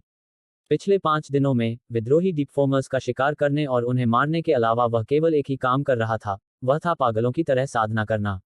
क्योंकि हर बार जब उसकी साधना में सुधार होता तो उसके भीतर और भी अधिक आदिम बैंगनी ऊर्जा प्रकट होती, और यह कहना अतिशयोक्ति नहीं होगी कि आदिम बैंगनी ऊर्जा को अवशोषित करने पर उसके भीतर अर्धसंत तलवार सेवकों की साधना में बहुत तेजी से वृद्धि हुई। प्रोफाउंडर कॉन्टिनेंट के पास बहुत कम हाफ सेंट्स थे। न केवल वे बहुत कम थे, बल्कि उनकी गुणवत्ता हॉलोड ग्राउंड्स और विद्रोही प्रोफॉफर्स की तुलना में बहुत कम थी। अगर यह तथ्य न होता कि टेलीपोर्टेशन फॉर्मेशन एक बार में केवल 100 लोगों को ही टेलीपोर्ट कर सकता था, तो प्रोफाउंडर कॉन्टिनेंट के पास थोड़ा सा भी मौका नहीं होता। बेशक प्रोफाउंडर कॉन्टिनेंट के अभी भी सुरक्षित होने का मुख्य कारण यह था कि विद्रोही प्रोफाउंडर्स ने अपना सारा प्रयास हॉलोड ग्राउंड्स पर लगा दिया था। एक बार जब वे हॉलोड ग्राउंड्स के सभी निवासियों का वध कर देते तो उनका अगला लक्ष्य महाद्वीप होता। उस समय यह महाद्वीप के लिए जीवन और मृत्यु का क्षण होगा। यांग यी को अच्छी तरह पता था कि उसके पास ज्यादा समय नहीं बचा है। हफ। यांग ये ने अपनी आंखें खोली और गंदी सांस छोड़ी। उसने कहा, ऐसा लगता है कि मेरी शक्ति बढ़ाना इतना आसान नहीं है। सौभाग्य से मैं अभी भी थोड़ी मात्रा में प्राइमर्डियल वायलेट ऊर्जा प्राप्त करने में सक्षम हूं, भले ही मेरी शक्ति न बढ़े। एकमात्र दुर्भाग्यपूर्ण बात यह है कि यह उतनी नहीं है जितनी मेरी साधना में सुधार होने पर होती है। इसे भूल जाओ, मैं ऐसी चीजों में जल्दबाजी नहीं कर सकता। इसी बीच तलवार आत्मा उसके पास प्रकट हुई। उसने कहा, मैंने उन सभी विद्रोही प्रगाढ़ लोगों को परिष्कृत कर दिया है जिन्हें हमने हाल ही में मार डाला था और उन्हें तलवार सेवकों में बदल दिया है। यांग ये ने सिर हिलाया और फिर उसने उन सभी को आदिकालीन पैगोडा में फेंकने से पहले शोधन पूरा किया ताकि वे अपनी शक्तियों में सुधार करने के लिए वहां आदिकालीन बैंगनी ऊर्जा को अवशोषित कर सकें। यांग ये ने आसमान की ओर देखा और फिर उसकी भौहें तंग गईं, जबकि उसकी आंखों में चिंता की एक झलक दिखाई दी। क्योंकि इस समय आसमान सचमुच खून से लाल था और वह उसमें घनी भयावह ऊर्जा और आक्रोश महसूस कर सकता था। इसके अलावा खून की गंध बस उल्टी पैदा करने वाली थी। प्राचीन शहर हेलोज के अलावा पवित्र भूमि के सभी अन्य निवासी शायद मर चुके हैं। हमारे पास ज्यादा समय नहीं बचा है। तलवार आत्मा ने कहा, मुझे पता है। यांग ये ने आगे कहा, ऐसा लगता है कि विद्रोही प्रगाढ़वादियों का असली उद्देश्य पवित्र भूमि को नष्ट करना नहीं है। अन्यथा वे बहुत पहले ही इस पर हमला कर चुके होते। उनका असली उद्देश्य शायद स्वर्ग पथ को तोड़ना, सर्वोत्कृष्ट बैंगनी ऊर्जा प्राप्त करना, तुरंत संत क्षेत्र को प्राप्त करना और फिर बाहरी स्वर्ग पर हमला करना है। यही पवित्र भूमि का उद्देश्य भी है। तलवार आत्मा ने कहा, आप प्रोफाउंडर महाद्वीप की रक्षा करना चाहते हैं, और इसका मतलब है कि आपको एक ही समय में पवित्र भूमि और विद्रोही प्रोफाउंडर्स के खिलाफ जाना होगा। ईमानदारी से कहूं तो मुझे नहीं लगता कि ऐसी स्थिति में आपके पास थोड़ा सा भी मौका है। मैं अभी भी कोशिश करने का इरादा रखता हूं। यांग ये ने गहरी सांस ली और कहा, इसके अलावा भले ही मैं प्रोफाउंडर कॉन्टिनेंट को छोड़ दूं और हॉलो ग्लैंड्स या विद्रोही प्रोफॉफर्स के खिलाफ न जाऊं, लेकिन उनका क्या वे मुझे जीने देंगे? वे नहीं देंगे। चाहे वह हॉलो ग्लैंड्स हो या विद्रोही प्रोफॉफर्स, वे हमें जीने नहीं देंगे। तलवार आत्मा कुछ कहना चाहती थी, लेकिन अचानक दूर आसमान में रोशनी की एक किरण दिखाई दी। उन्होंने एक दूसरे को देखा और फिर यांग ये ने तुरंत खुद को छाया में छिपा लिया। यांग ये और तलवार आत्मा जहां थे, वहां दो काले वस्त्र पहने पुरुषों को प्रकट होने में ज्यादा समय नहीं लगा। वे विद्रोही गहनज्ञ थे। दोनों ने आसपास के माहौल पर नजर डाली और फिर उनमें से एक ने भौहें सिकुड़ते हुए कहा, झूयू, क्या तुमने कोई गलती की? झूयू नामक व्यक्ति ने अपना सिर हिलाया और कहा, आप जानते हैं कि मेरी साधना तकनीक काफी अनोखी है। अन्यथा महान सम्राट ने मुझे उस व्यक्ति की खोज करने के लिए नहीं भेजा होता जो हमारे लोगों को मार रहा है। मुझे स्पष्ट रूप से महसूस हुआ कि कोई यहाँ था, लेकिन जब हम यहाँ पहुंचे तो वह एहसास पूरी तरह से गायब क्यों हो गया? आपको क्या लगता है कि पवित्र भूमि पर हमारे लोगों को कौन मार रहा है? काले वस्त्र पहने आदमी ने अचानक कहा। पवित्र भूमि के अलावा क्या हमारे यहाँ कोई और दुश्मन है?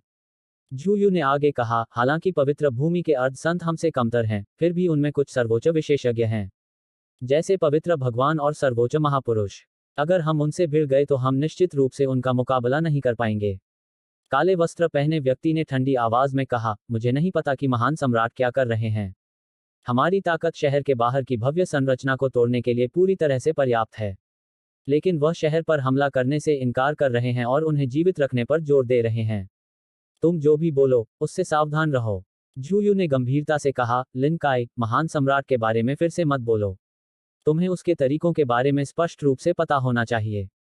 अगर तुम एक भयानक मौत नहीं मरना चाहते हो, तो अपना मुंह बंद रखो। लिन काओ ने ठंडी आवाज में कहा, यह सच है। हमारी ताकत शापित पवित्र भूमि को नष्ट करने के लिए पर्याप्त है। जब तक पवित्र भूमि नष्ट नहीं हो जाती, तब तक हम एक पल में प्रोफाउंडर महाद्वीप को कुचल सकते हैं। उस समय हम स्वर्ग के मार्ग को खोलने के लिए अरबों लोगों की घातक ऊर्जा, आक्रोश और रक्त इकट्ठा करने में सक्षम होंगे। एक बार ऐसा हो जाने के बाद हम तुरंत अपनी पिछली ताकत को पुनः प्राप्त करने में सक्षम होंगे और हम वास्तव में स्वतंत्र होंगे। झूयू ने आसमान की ओर देखा और उसकी आंखों में मुक्ति की झलक थी। ठीक है, उस व्यक्ति ने हमें इतने साल पहले यहाँ आने और प्राइमोडियल पैगोडा की खोज करने का आदेश दिया था। हमने अनगिनत तारकीय क्षेत्रों की यात्रा की, फिर भी इसकी छाया तक नहीं देखी, और इसके लिए हमें अनगिनत कठिनाइयों का सामना भी करना पड़ा। अब हमारे भीतर की वह भयानक चीज चली गई है और हम आखिरकार आजाद हैं। लिन काई ने कहा, हम जुकियाने का पीछा इसलिए कर रहे हैं क्योंकि हमें उम्मीद है कि वह हमें स्वर्गपथ को नष्ट करने के लिए प्रेरित करेगा। लेकिन तुम्हें भी यह समझ लेना चाहिए था कि वह देरी कर रहा है। मुझे लगता है कि वह निश्चित रूप से कुछ छिपा रहा है। अपना मुंह बंद करो। झूयू अचानक दहाड़ा, अगर तुम मरना चाहते हो तो मर जाओ। मुझे अपने साथ मत घसीटो। जब वह बोल रहा था तो उसके चेहरे पर एक चमक थी, जैसे वह जाने वाला हो। अचानक दोनों के हाव भाव एकदम बदल गए और फिर एक रोशनी की किरण चमक उठी। अनुभव करना। झूयू का शरीर तुरंत अकड़ गया और उसकी छाती पर एक छेद हो गया। झूयू की लाश के गायब होने से पहले एक सफेद रोशनी की किरण चमकी। उसके बाद एक रोशनी की किरण आसमान में गायब हो गई। उसी समय दूर से एक आवाज गूंजी, यह विद्रोही प्रोफिफस की ताकत है। क्या मजाक है? तुम इतने कमजोर हो फिर भी मेरे पवित्र भूमि को कुचलने की हिम्मत कर रहे हो। कितना हास्यास्पद है। जाओ और उस आदमी, महान सम्राट से कहो कि वह अपने घुटनों पर प्राचीन शहर हेलोज में चले और न्याय की मांग करे। अन्यथा मैं हर एक विद्रोही प्रोफिफर को मार डालूंगा जब तक कि तुम सभी विलुप्त नहीं हो जाते। लिन काओ पहले तो स्तब्ध रह गया, और फिर जब उसने ये शब्द सुने तो उसका चेहरा तुरंत काला पड़ गया। यह जितना भद्दा हो सकता था उतना भद्दा हो गया, और भद्दा होने के अलावा उसके चेहरे पर क्रूरता, अपमान का निशान और आतंक का निशान भी था। झूयू को तुरंत ही नष्ट कर दिया गया था, फिर भी उसे हमलावर की छाया तक नहीं दिखी थी। वह अपमानित या भयभीत क्यों नहीं हुआ? लिनकाई की सभी भावनाओं को क्रोध, राक्षसी क्रोध में बदलने में अधिक समय नहीं लगा। पवित्र भूमि, तुम मौत को आमंत्रित कर रहे हो। लिनकाई की आवाज जंगली जानवर की उग्र दहाड़ की तरह गूंज उठी। 2 घंटे बाद कुछ हजार किलोमीटर दूर एक और विद्रोही दृष्टा मारा गया। उस विद्रोही दृष्टा की लाश पर खून से लिखे शब्दों की एक पंक्ति थी, यह मैं था, तुम्हारा दादा, पवित्र भूमि। तुम विद्रोही दृष्टा बहुत कमजोर हो। अगर तुमने फिर से मेरे पवित्र भूमि को कुचलने की बात कही, तो मरने वाला अगला व्यक्ति तुम ही हो। ठीक इसी तरह एक ही दिन में कुछ दर्जन विद्रोही दार्शनिकों की मृत्यु हो गई, और उनकी प्रत्येक लाश के साथ शब्दों की एक ही पंक्ति थी। प्राचीन पवित्र नगरी के लोग उत्साह से भरे हुए थे। यहाँ तक जो लोग संत आत्मा फल के लिए लड़ रहे थे वे भी रुक गए थे। यह कौन है? क्या यह सुप्रीम एक्साल्ट हो सकता है? यह तो कमाल की बात है। उसने एक ही दिन में कई दर्जन विद्रोही डीपफोर्ट्स को मार गिराया। मुझे लगा कि वे बहुत शक्तिशाली हैं, लेकिन अब ऐसा लग रहा है कि वे बहुत कमजोर हैं। हा, अगर यह सुप्रीम एक्साल्ट नहीं था, तो यह सुप्रीम एक्साल्ट म्यू था। क्या आप सभी ने ध्यान दिया? वे हर एक दिन शहर छोड़ रहे हैं। वे शहर क्यों छोड़ रहे हैं? यह निश्चित रूप से इसलिए है क्योंकि वे विद्रोही डीपफटर्स को मारने गए थे। सभी सुप्रीम एक्साल्ट की जय हो। सभी सुप्रीम एक्साल्ट म्यू की जय हो। सर्वोच्च परमोच्च की जय हो। सर्वोच्च परमोच्च म्यू की जय हो। शहर जय जयकार से भर गया, और खून और लड़ाई का उदास माहौल गायब हो गया। विद्रोही गहनचिंतकों के बीच का माहौल स्वाभाविक रूप से बिल्कुल विपरीत था।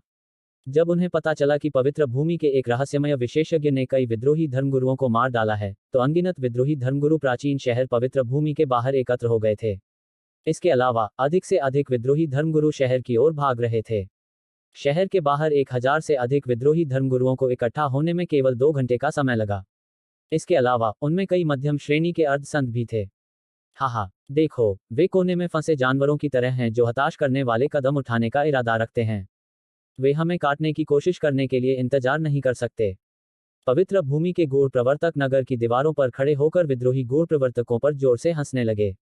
यह मैं था, तुम्हारे दादाजी, पवित्र भूमि। तुम विद्रोही दीपशिखाकार बहुत कमजोर हो। अगर तुमने फिर से मेरे पवित्र भूमि को कुचलने की हिम्मत की, तो मरने वाला अगला व्यक्ति तुम हो। उनमें से एक ने शहर के नीचे विद्रोही दीपशिखाकार की ओर इशारा किया और जोर से हंसा। क्या तुमने सुना?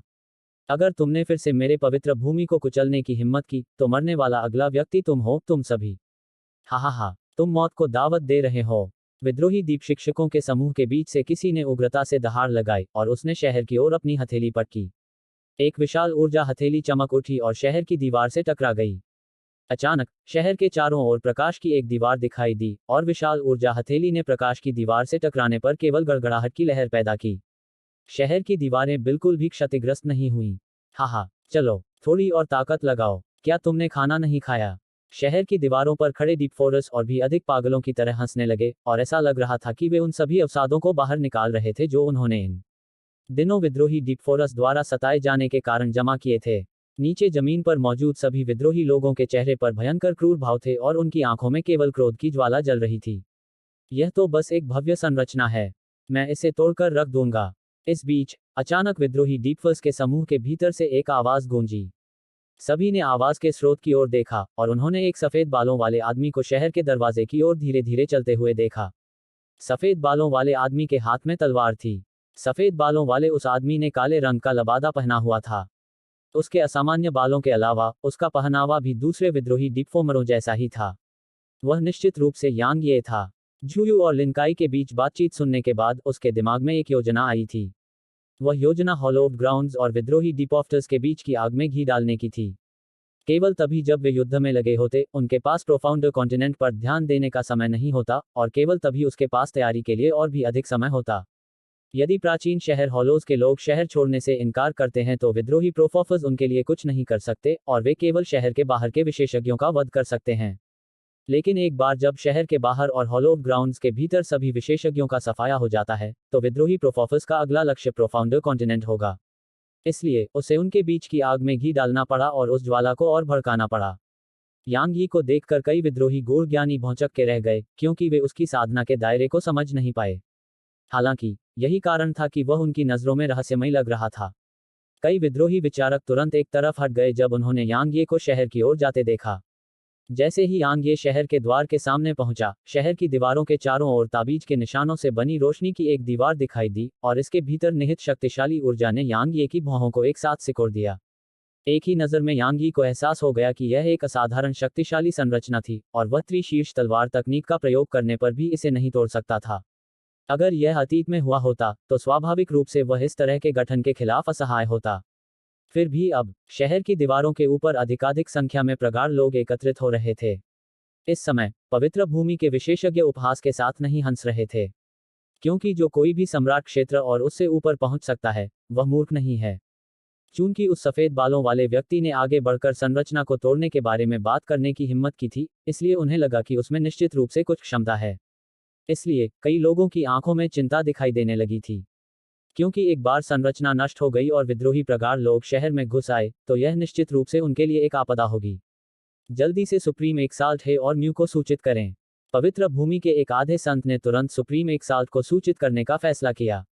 आखिरकार वे केवल तभी वास्तव में सहज महसूस कर सकते थे जब दो सर्वोच्च एक्साल्ट यहाँ थे। इस बीच नीचे और भी ज्यादा विद्रोही लोग इकट्ठा हो रहे थे और उनकी संख्या लगभग दोगुनी होकर 2000 हो गई थी। इसके अलावा उनकी सभी निगाहें यांग यी पर टिकी थीं। पवित्र रक्षकों के विशेषज्ञ पूरी तरह से सतर्क थे, जबकि विद्रोही डीपरोफेयर्स हर समय तैयार रहते थे। वे किसी भी समय शहर में घुसने और हत्या करने के लिए तैयार थे। यांग ये ने एक गहरी सांस ली और फिर उसने अपनी तलवार को प्रकाश की बाधा पर टैप किया, जबकि हर कोई देख रहा था। ओह, प्रकाश की बाधा पर लहरें दिखाई दी, लेकिन यह बिल्कुल भी क्षतिग्रस्त नहीं हुई।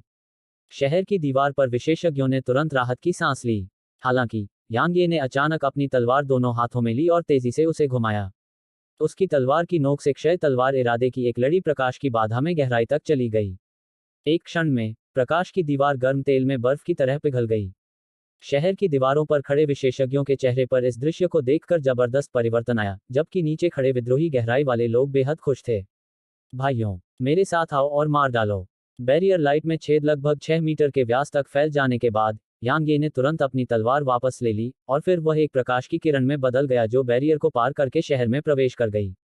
ऐसा नहीं था कि उसने छेद को बड़ा करने से इनकार कर दिया, ऐसा करना उसके लिए वास्तव में असंभव था, क्योंकि गठन बहुत शक्तिशाली था और ऐसा छेद बनाना उसकी क्षमता की सीमा थी। यांग यी के आक्रमण के बाद उसके पीछे अनगिनत अन्य विद्रोही सैनिक भी तुरंत शहर में घुस आए।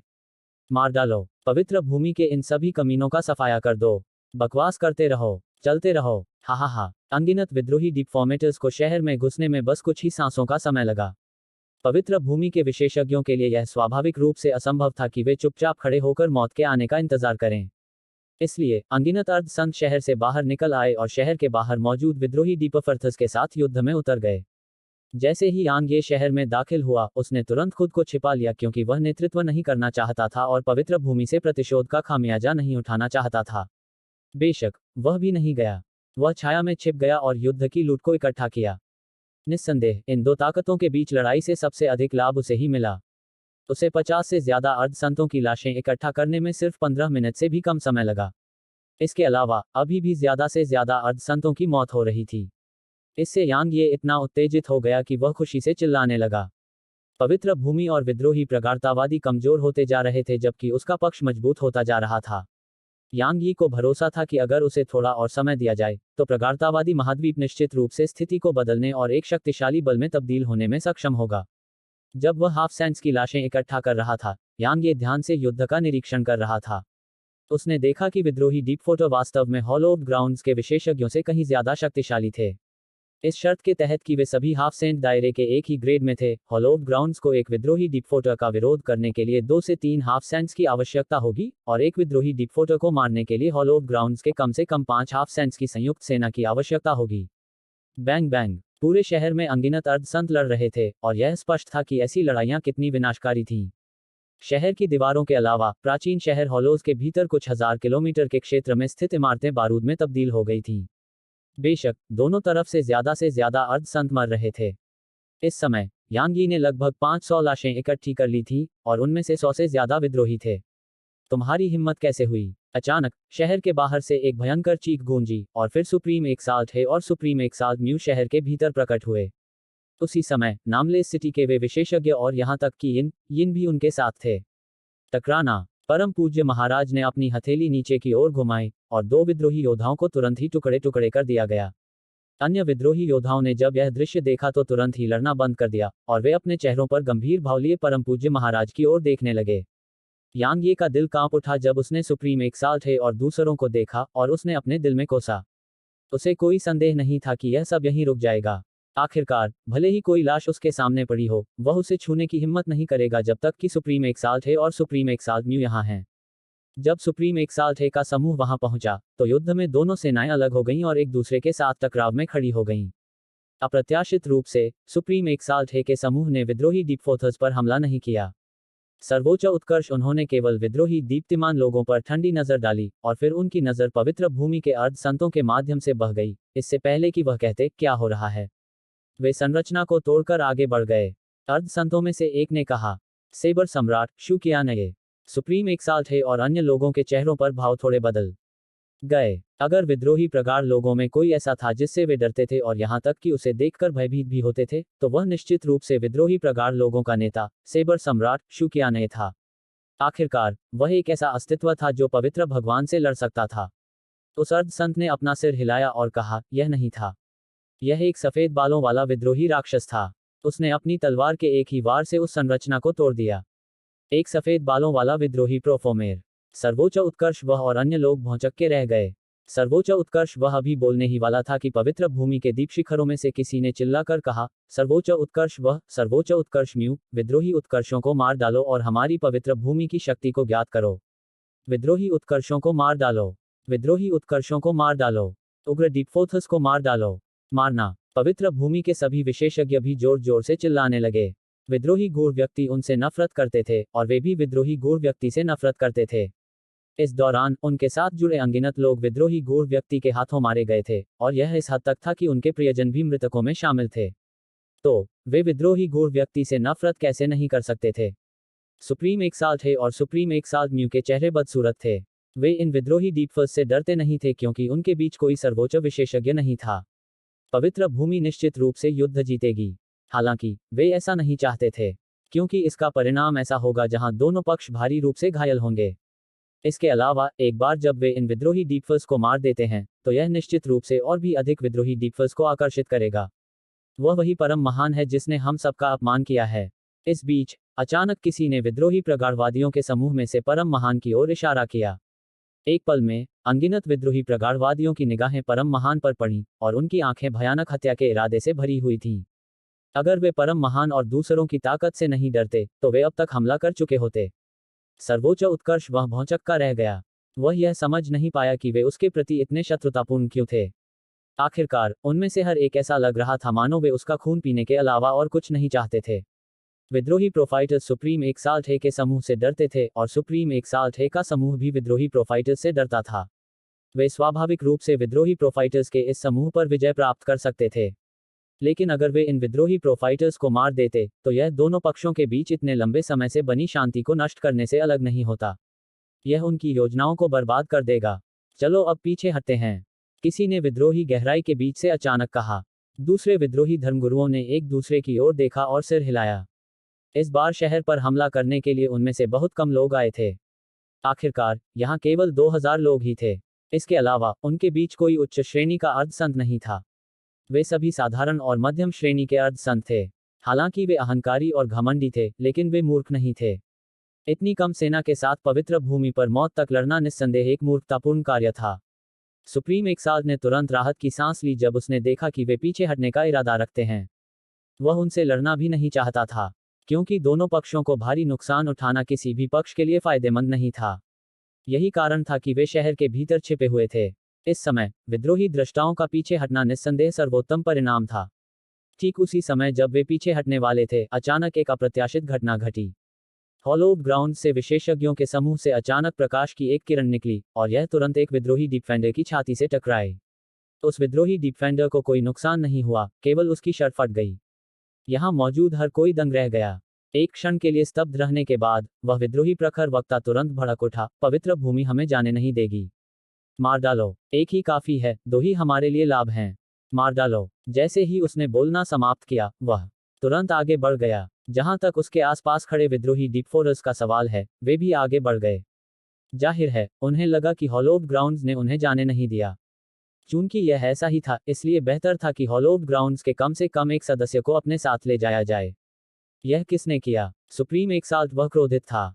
हालांकि उसके पास इस प्रश्न पर विचार करने का समय नहीं था, क्योंकि कई विद्रोही गूढ़ व्यक्ति उस पर हमला कर चुके थे। टकराना। अचानक शहर के द्वारों से कई विद्रोही दृष्टाओं ने प्रवेश किया और उनमें कुछ उच्च कोटि के अर्धसंत भी थे। शहर को खून से भर दो। युद्ध के बीच में किसी ने चिल्लाकर कहा। सर्वोच्च उत्कर्ष जब उसने यह आवाज सुनी तो उसका चेहरा तुरंत विकृत हो गया और वह क्रोध से दहाड़ा, यांगे, मैं तुम्हें टुकड़ों में फाड़ दूंगा। हालांकि पहले वाली आवाज बदल दी गई थी, लेकिन सुप्रीम एक्साल्ट कोई साधारण विशेषज्ञ नहीं था। वह यह कैसे नहीं पहचान सकता था कि यह यांगे की आवाज है। लेकिन जब उसने आवाज के स्रोत की ओर देखा तो वह स्थान पूरी तरह खाली था। ठीक जब वह ध्यानपूर्वक खोज करने वाला था तो बगल में खड़े विद्रोही डीपफॉटर्स ने उस पर हमला कर दिया। विद्रोही दृष्टा लगातार शहर में घुसते चले गए, जबकि पवित्र भूमि के अधिक से अधिक अर्धसंत सभी दिशाओं से शहर के द्वारों की ओर दौड़ पड़े। प्राचीन शहर हेलोज में एक चौंकाने वाली लड़ाई छिड़ गई। इस बीच जिस व्यक्ति ने पूरी लड़ाई शुरू की थी, यांगे, अब उस क्षेत्र में नहीं था। वह शहर के भीतर तकनीक मंडप में चला गया था। वह और भी लाशें इकट्ठा करना जारी रखना चाहता था, लेकिन सुप्रीम एक्साल्ट ने उसकी उपस्थिति को देख लिया था। इसलिए अगर वह पीछे रहता और लाशें इकट्ठा करना जारी रखता, तो अगर उसे देखा जाता तो वह निश्चित रूप से मर जाता। जैसे ही उन्होंने तकनीक मंडप लिखी पट्टिका पर नजर डाली, यांगे के मुंह के कोनों पर एक मुस्कान उभर आई, वहां की हर चीज अब मेरी है। जैसे ही वह बोल रहा था, यांगे तकनीक मंडप में घुस आया। तकनीक मंडप में 10 संत रैंक तकनीकें थीं और वह उनके बारे में कभी नहीं भूला था। वास्तव में वह उन्हें बहुत लंबे समय से प्राप्त करना चाहता था। अब जबकि शहर के लगभग सभी अर्धसंत शहर के प्रवेश द्वार पर चले गए थे, तो क्या यह उसके लिए सबसे अच्छा अवसर नहीं था? तो वह इस तरह के अवसर को कैसे जाने दे सकता था? यांगे बिल्कुल भी नहीं रुके और सीधे तीसरी मंजिल की ओर बढ़ गए। यांगे ने यहां दाव रैंक तकनीकों को देखा और फिर उन्होंने अपना दाहिना हाथ हिलाया। अनगिनत दाव रैंक तकनीकों को तुरंत प्राइमोडियल पैगोडा के भीतर रखा गया। उसके बाद वह चौथी मंजिल पर चढ़ गए। यांगे ने उपहास के साथ हंसते हुए जेड काउंटर को ढकने वाली रोशनी की बाधा को देखा। वह उनमें से एक पर चमक गया और फिर उसने अपनी तलवार उस पर वार कर दी। प्रकाश की दीवार हिंसक रूप से कांपने लगी, उसमें अनगिनत दरारें पड़ गईं और फिर वह टूटकर बिखर गई। यांगे ने भौहें से कुढ़ी, क्योंकि जेड काउंटर पर केवल 3 काले स्क्रॉल थे। क्या किसी और ने उन्हें ले लिया? यांगे ने एक पल के लिए गहराई से सोचा और फिर उसने अपना दाहिना हाथ हिलाया और 3 स्क्रॉल ले लिए। स्वाभाविक रूप से वह अभी यह नहीं देख पाएगा कि उनमें क्या तकनीकें हैं। वह पहले स्तर पर पहुंच गया और वह दरवाजे से बाहर निकलने ही वाला था कि तभी उसके कानों में एक आवाज गूंजी, तुम यांगे हो, है ना? तुम सच में तलवार दाव में एक असाधारण प्रतिभा हो। तुमने एक ही बार में वायलेट लाइट बैरियर को नष्ट कर दिया। तुम कई पुराने साथियों से कहीं ज्यादा ताकतवर हो। कोई आश्चर्य नहीं कि हॉलोव ग्राउंड्स को तुम्हारे हाथों इतने सारे नुकसान हुए। यांगे का दिल कांप उठा और वह आवाज के स्रोत की ओर देखने के लिए पीछे मुड़ने से पहले हिलना बंद कर दिया। बाईं ओर पास के कोने में बांस से बनी एक गोफन कुर्सी थी और उस पर थोड़ी सिकुड़ी हुई आंखों वाला एक बूढ़ा आदमी लेटा हुआ था। बूढ़े आदमी के बाल बिखरे हुए थे, उसके कपड़े फटे हुए थे और उसका चेहरा झुर्रियों और ठूंठों से ढका हुआ था। वह बहुत ही अव्यवस्थित लग रहा था। यांगे ने अपनी नजर हटा ली और फिर उसने दरवाजे से बाहर देखा और कहा, मुझे कभी उम्मीद नहीं थी कि आप जैसा कोई सर्वोच्च विशेषज्ञ वास्तव में तकनीक मंडप में छिपा होगा। जब वह अंदर आया था तब उसने बूढ़े आदमी को नहीं देखा था और जब वह बाहर निकला था तब भी उसने बूढ़े आदमी को नहीं देखा था। जाहिर है, बूढ़े आदमी की ताकत सुप्रीम एक्साल्ट से कम नहीं थी और यह सुप्रीम एक्साल्ट से भी अधिक शक्तिशाली हो सकती थी, क्योंकि यांगे को अब भी बूढ़े आदमी से आने वाले खतरे का कोई निशान नहीं दिख रहा था। यह सबसे भयानक हिस्सा था। एक सर्वोच्च विशेषज्ञ, मैं बस एक बूढ़ा आदमी हूं जो अपने जीवन काल के अंत तक पहुंचने वाला हूं। मेरा इरादा आपको पुकारने का नहीं था, लेकिन मैं अंत में खुद को रोक नहीं पाया। प्रोफाउंड कॉन्टिनेंट पर किसी जीनियस का दिखाई देना दुर्लभ है और अगर आप यहां मर जाते हैं तो यह वास्तव में अफसोस की बात होगी। आपने पहले जिस तरह से काम किया है उसके आधार पर आप स्पष्ट रूप से तकनीकों के सिर्फ 3 स्क्रॉल से संतुष्ट नहीं हैं और आप ट्रेजर पवेलियन और कल्टीवेशन टेक्निक पवेलियन की ओर जाने का इरादा रखते हैं, है ना? बूढ़े आदमी ने कहा। यांगे ने अपने इरादे नहीं छिपाए और सिर हिला दिया, क्योंकि वह वास्तव में पवित्र भूमि के खजाने को लूटने का इरादा रखता था। हर एक मंडप का एक मंडप मास्टर होता है। अगर आप पहले दूसरे मंडपों में चले गए होते तो मुझे लगता है कि या तो आप मर चुके होते या अपनी जान बचाने के लिए भाग रहे होते। बूढ़े आदमी ने कहा, क्या वे बहुत मजबूत हैं? यांगे ने पूछा। बूढ़े व्यक्ति ने कहा, तुम्हारी ताकत बहुत तेजी से बढ़ी है। तुमने समय के साथ अपनी साधना के सुदृढ़ीकरण का अनुभव नहीं किया है, नहीं तुमने दुनिया को समझने और समझने की कोशिश की है, और तुम अपने स्वयं के ताव को भी नहीं समझ पाए हो। तुमने जो कुछ भी सीखा है वह केवल वही चीजें हैं जो तुमने अपने पूर्ववर्तियों से प्राप्त की हैं। भले ही इससे तुम बहुत मजबूत हो और यहाँ तक युद्ध करने के लिए अपने साधना के क्षेत्र को पार करने की क्षमता भी रखते हो, फिर भी तुम कुछ लोगों की तुलना में बहुत कमजोर हो। उदाहरण के लिए, मैं तुम्हें एक चाल से हरा सकता हूँ और दूसरी से तुम्हें मार सकता हूँ। क्या तुम इस पर विश्वास करते हो? यांग ये ने अपना सिर हिलाया और कहा, मुझे नहीं पता।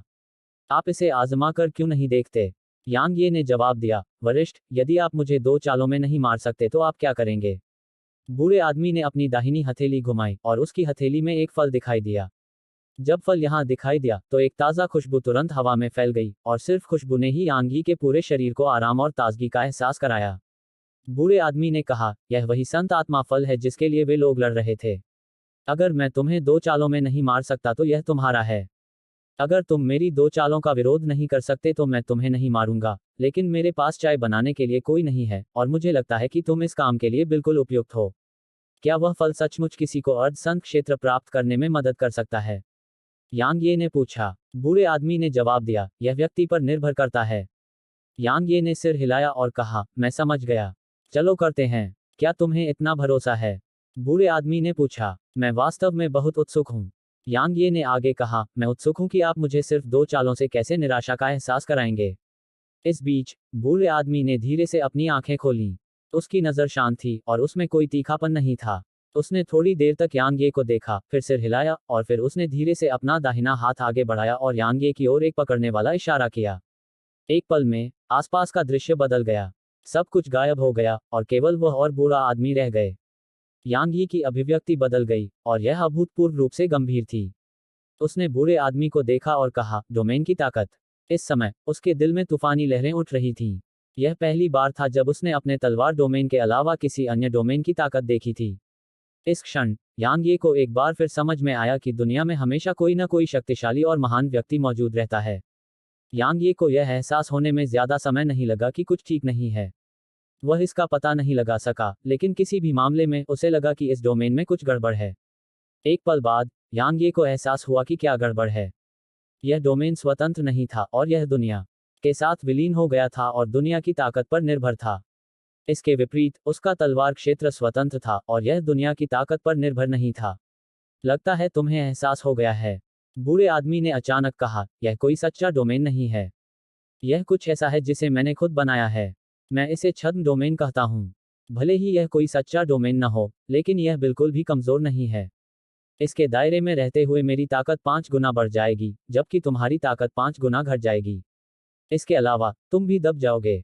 जैसे ही बूढ़े व्यक्ति ने बोलना समाप्त किया, यांगे को अचानक ऐसा महसूस हुआ कि उस पर एक शक्तिशाली दबाव पड़ रहा है।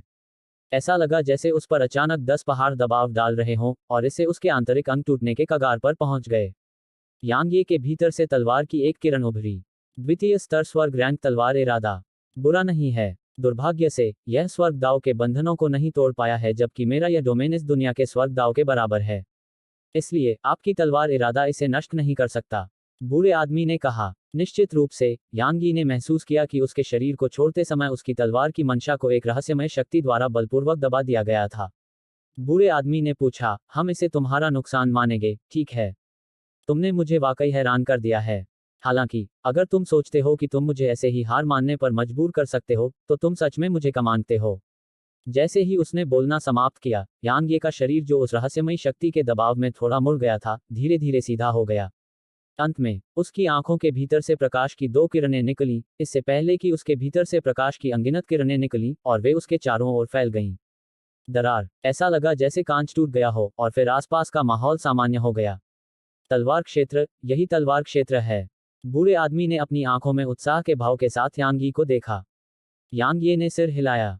भले ही उसने बूढ़े आदमी के डोमेन को चकनाचूर कर दिया था, फिर भी उसे बूढ़े आदमी के लिए प्रशंसा महसूस हुई। क्योंकि अगर उसने तलवार के डोमेन को नहीं समझा होता तो वह इससे उबर नहीं पाता। दूसरे स्तर की स्वर्ग रैंक की तलवार की मंशा एक अर्ध संत को दबा सकती थी, लेकिन उसकी स्वर्ग रैंक की तलवार की मंशा इस हद तक दबा दी गई थी कि वह अभी भी विरोध नहीं कर सकती थी। जब से उसने तलवार की मंशा को समझा था, यह पहली बार था जब उसने ऐसा कुछ अनुभव किया था। नकली आखिर में नकली ही होती है। डोमेन स्वर्ग दाव से बढ़कर होते हैं और उससे ऊपर स्वतंत्र होते हैं। फिर भी मेरे डोमेन में स्वर्ग दाव है और वह दुनिया के साथ जुड़ गया है। हालांकि यह अभी भी मजबूत है, लेकिन इसकी ताकत सीमित है। बूढ़े आदमी ने अपना सिर हिलाया और दिलचस्पी से थोड़ा कमजोर लग रहा था। मेरे पास एक और चाल है। क्या तुम सच में इसे प्राप्त करना चाहते हो? बेशक, यांग ये ने जवाब दिया। बूढ़े आदमी ने कहा, मैं समझ सकता हूं कि तुमने तलवार के क्षेत्र को तो समझ लिया है, लेकिन इसकी ताकत को पूरी तरह से नहीं समझा है। अगर मेरा हमला तुम्हारी तलवार के क्षेत्र की क्षमता से ज्यादा हो जाता है, तो तुम्हें इसका खामियाजा भुगतना पड़ेगा। तुम्हारे पास अभी लगभग 10 साल का जीवन बचा है, और तुम्हारे बाल पूरी तरह से सफेद हो चुके हैं। मुझे लगता है कि ऐसा इसलिए हुआ क्योंकि तुमने तलवार के क्षेत्र का जबरदस्ती इस्तेमाल किया, है ना? यांग ये ने सिर हिलाया और कहा, वास्तव में। हालांकि, मैं अभी भी आपकी वह चाल आजमाना चाहता हूं। बूढ़े आदमी ने जवाब में सिर हिलाया, चून की बात ऐसी है, तो चलिए शुरू करते हैं। जैसे ही उसने बोलना समाप्त किया, उसने अपनी उंगली यांग ये की ओर उठाई। यांग ये ने तुरंत महसूस किया कि रहस्यमयी ऊर्जा का एक धागा उस पर जकड़ा हुआ है। यह बहुत मजबूत था, और यह बूढ़े आदमी के डोमेन से प्राप्त दबाव से भी अधिक मजबूत था, जिससे वह प्रतिरोध करने का इरादा भी नहीं जगा पा रहा था। हालांकि, यह इसका अंत नहीं था। जब यह उस पर जकड़ा गया तो उसे घुटन महसूस हुई, और ऐसा लगा जैसे कोई उसके दिल को दबा रहा हो। यांग ये भयभीत था। यह किस तरह की शक्ति है? क्या मुझे फिर से तलवार डोमेन का उपयोग करना चाहिए? हालांकि, उसने ऐसा करने की बिल्कुल हिम्मत नहीं की, क्योंकि अगर वह तलवार के क्षेत्र का उपयोग करके इस हमले का विरोध भी कर सकता था, तो वह तुरंत मर जाता, क्योंकि उसके पास ऐसा करने के लिए पर्याप्त जीवन नहीं था। तलवार डोमेन के बिना मुझे इस कदम का विरोध कैसे करना चाहिए? इस हमले को हिरशैकल फिंगर कहा जाता है। यह दुनिया को पिंजरे में बंद कर देता है, और यह आध्यात्मिक ऊर्जा को एक बेड़ी के रूप में उपयोग करता है। यह कुछ ऐसा है जिसे मैंने कई साल पहले बनाया था।